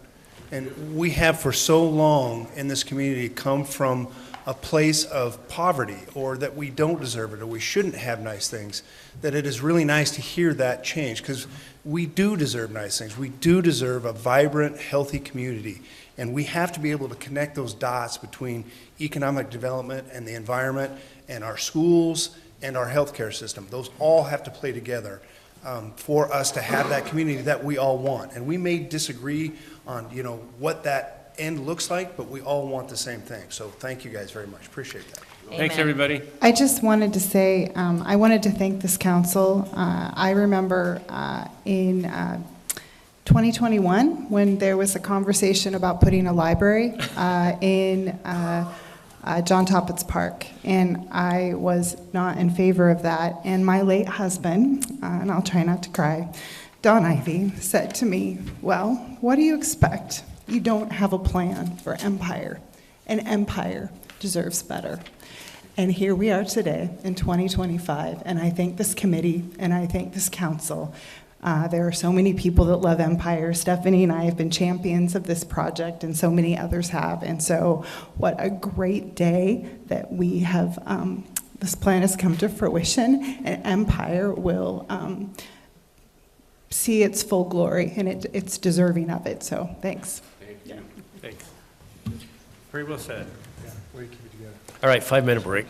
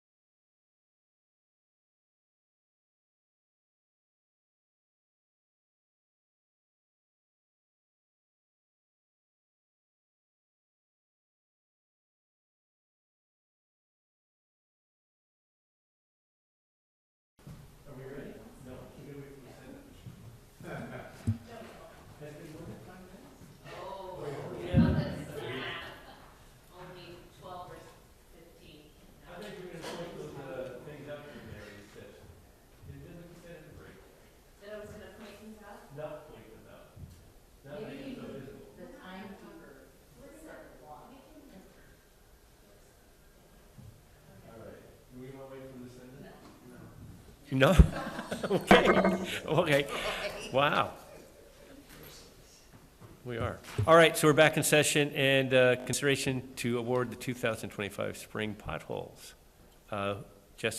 Jennifer. Okay, thank you. Back in September, staff presented several transportation projects. One of them was the 2025 spring pothole repair project. This project consists of 25 potholes totaling over 17,000 square feet of road surface. Due to technical difficulties, we can't bring the exhibit up. Oh, but look at, maybe we've overcome that. But this is the same exhibit that you folks saw back in September, so nothing has changed. So staff has advertised for bids. 4 bids were received. The responsive bid was from Pacific Northwest Civil for $199,029. Staff's estimate was $200,000. When looking at the estimate, it was determined that contingency was not anticipated in that $200,000 estimate that you received in September. So staff has returned back to this council tonight to request approval of the award of the 2025 spring pothole project to include a 15% contingency. I have a motion. There's a motion to accept. To award the 2025 spring pothole project at Pacific Correct. Northwest Civil for an amount not to exceed $228,883.35, which includes a 15% contingency. Second. It's been moved and seconded to award the 2025 spring pothole project. So who's Pacific Northwest Civil? I mean, have we used them before? We have not. They are new, but we checked the references and everything was up to specification. And where are they from? Off the I-5. Okay, all right. Thank you. Any other comments or questions? Hearing none, I'll call for the question. All in favor, say aye. Aye. Aye. Aye. Aye. Any opposed? Hearing none, it passes. Next item on the agenda, C, is consideration to approve emergency procurement as allowed under Resolution 24-13. Nicole. Yes, thank you. As you know, the Timber Cove Housing Project has been here at work since 2014.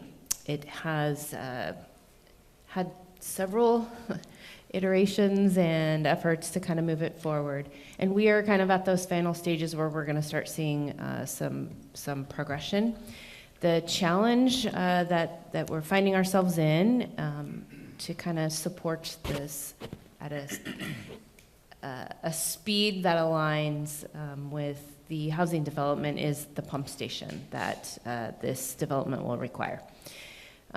You'll know that you'll maybe remember we've tried to turn all the stones over and find some funding. We've made requests to our state representatives and senator, also applied for grants. We currently have a kind of a stopgap Business Oregon loan application in. But where we land is the pump station design should be finished very close to the end of March, and the timeline for construction is sitting about a year, a little plus a year. We want to shorten that as much as possible, and a piece of that option is through the public procurement process, which requires publications and formal timelines for that. So review of our procurement policy provides for emergency procurement. That still means we're going to get bids, but it does mean we can shorten some of that timeline down. We've established some findings for that relating to, very specifically the housing crisis. The earlier we can get units online, that helps overcome that. But some other things we're experiencing, which could very easily be our findings as well, is we've had a couple of natural disasters in the United States which are impacting supply chain. there are, both on the East Coast and West Coast, some significant building that's underway. And then we know some of the materials that will be required for this build-out could be impacted by tariffs that are, currently in place. So timing is of the essence in regards to those. So I worked a little bit with Nate on reviewing this to see whether or not we would have comfort in walking this path and reducing that. This is the last little piece that we can try and reduce the timeline on. So we're presenting that as an option to you. If you are interested, we can certainly use that. We would need designs still to be finished so that we can provide those designs to contractors who would then be able to provide us with a bid. So for a little clarification, so we have Dyer is our engineer of design, is that correct? Yes, correct. And they're the ones that have even suggested this, am I right, or not? Or this came about by Jennifer? We talked about this, so we're meeting with them on a regular basis, and actually we've involved the developer in those conversations, so we're again trying to shorten the time frame where everybody's at the table, we're addressing, questions.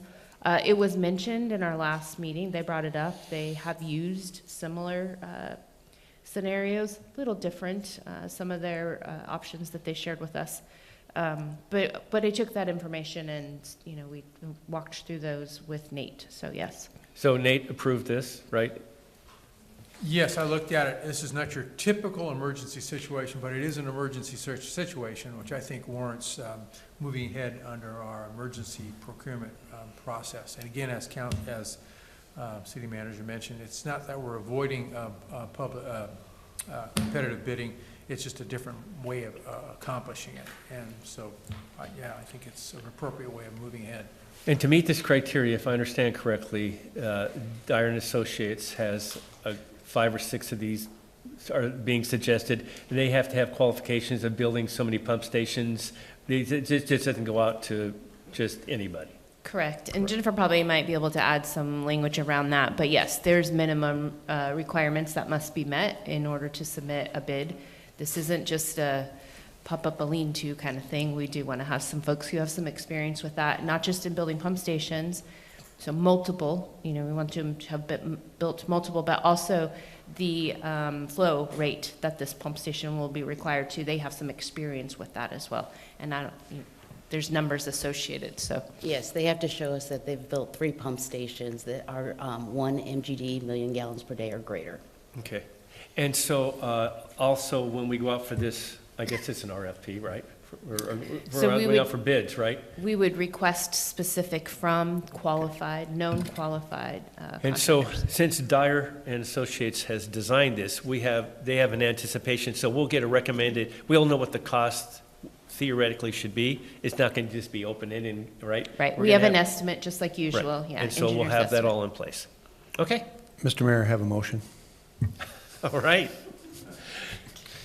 I make a motion we approve to move forward with emergency procurement as allowed within Resolution 2413 for the construction of Pump Station 27 and Force Main. Second.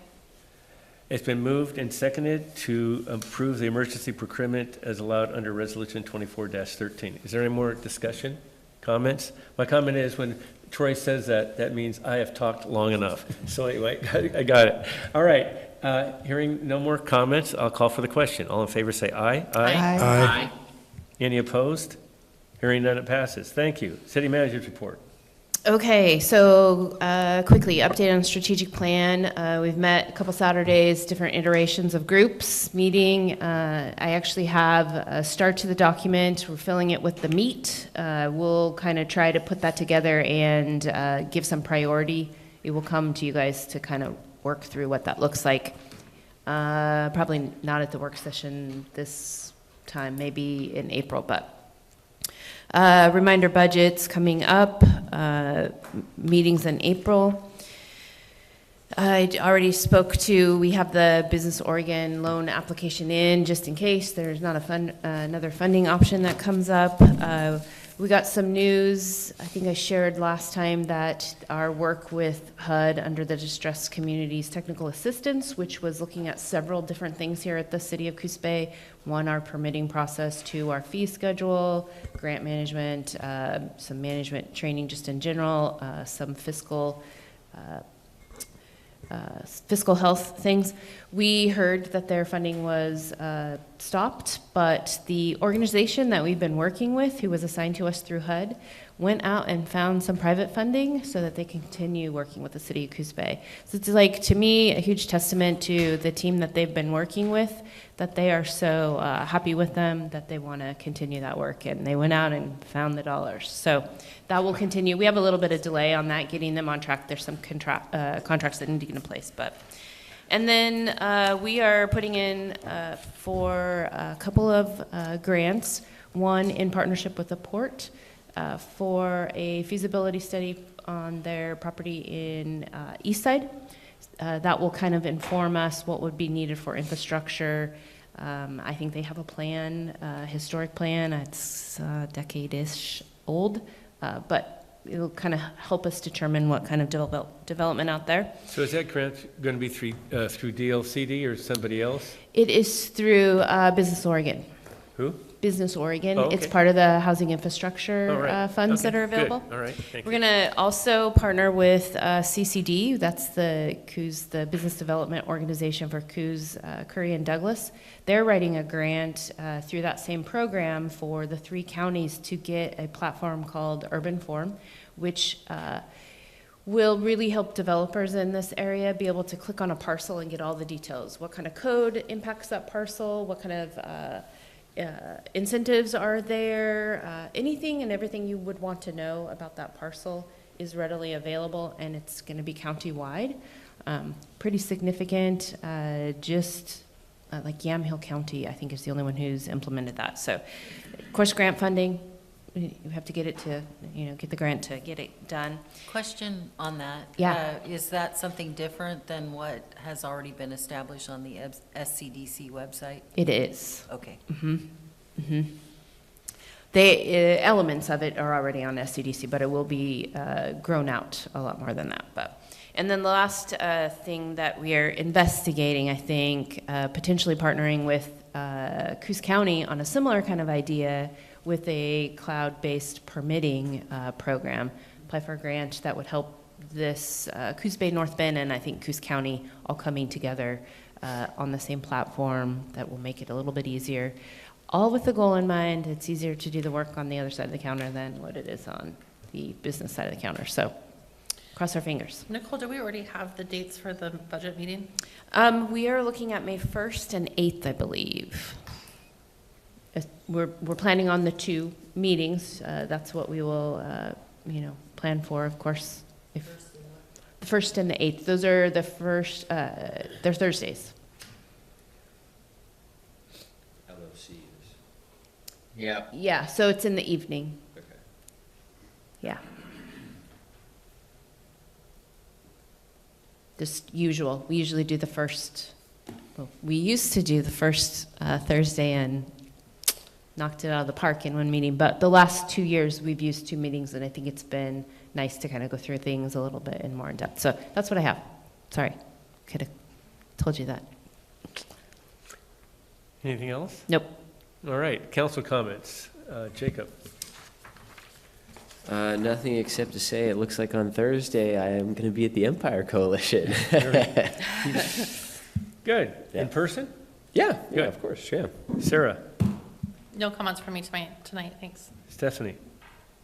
I'm just concerned with that being the same day as LOC conference, May 1st. It just packs a lot into that day, spring conference. So bring flowers. Yeah, right. And how did we fare for the big storm?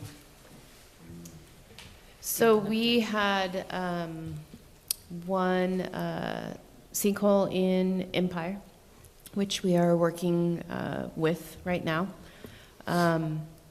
There was actually across the city, not a lot of major issues. The county as a whole had a lot of major issues. So there is a emergency declaration in place by the county commissioners. That benefits us as a whole county. If we get over $300,000, they can then ask for support. I imagine we will get there based on the other cities who had major flooding. We had some issues in downtown.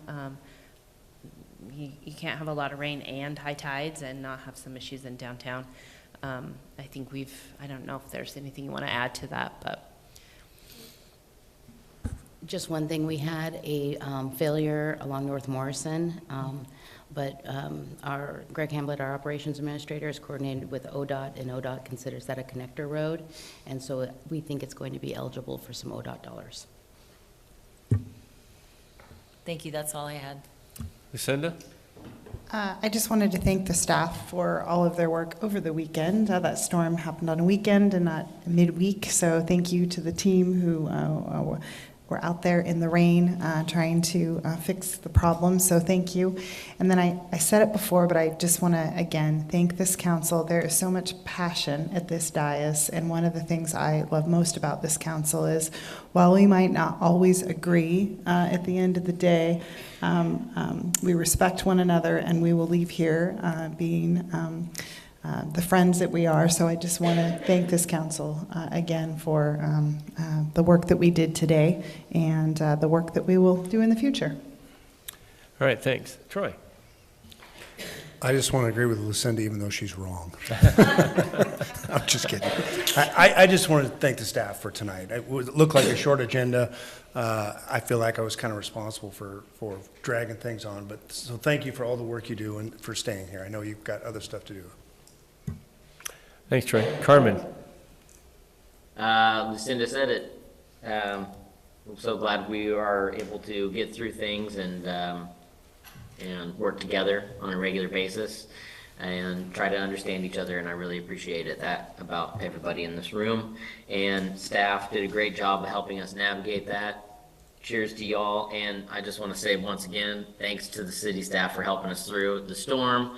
Downtown businesses, have effects in various ways, and I just want to thank Jennifer and the entire team for being responsive and helping us out. So yeah, good job, team. That's all I got. All right, thanks. A few short ones only, Troy. A belated St. Patrick's Day to everyone. I saw Chief Chapinar's comments that were at the council meeting in the World. Very good report on that, and so thank you for all that. Very well put in the context it needed to be put in, so thank you. And then I also just want to thank the staff for all the hard work they do, the storms that come on, these things they put together. I interact with them maybe more than they want, but anyway, I'm always appreciative of all the things that they do. And of course, it's a pleasure to work with this council, and yeah, so great. With that being it, I will adjourn this meeting. We have no urban renewal, and thank you, everyone. Have a good evening.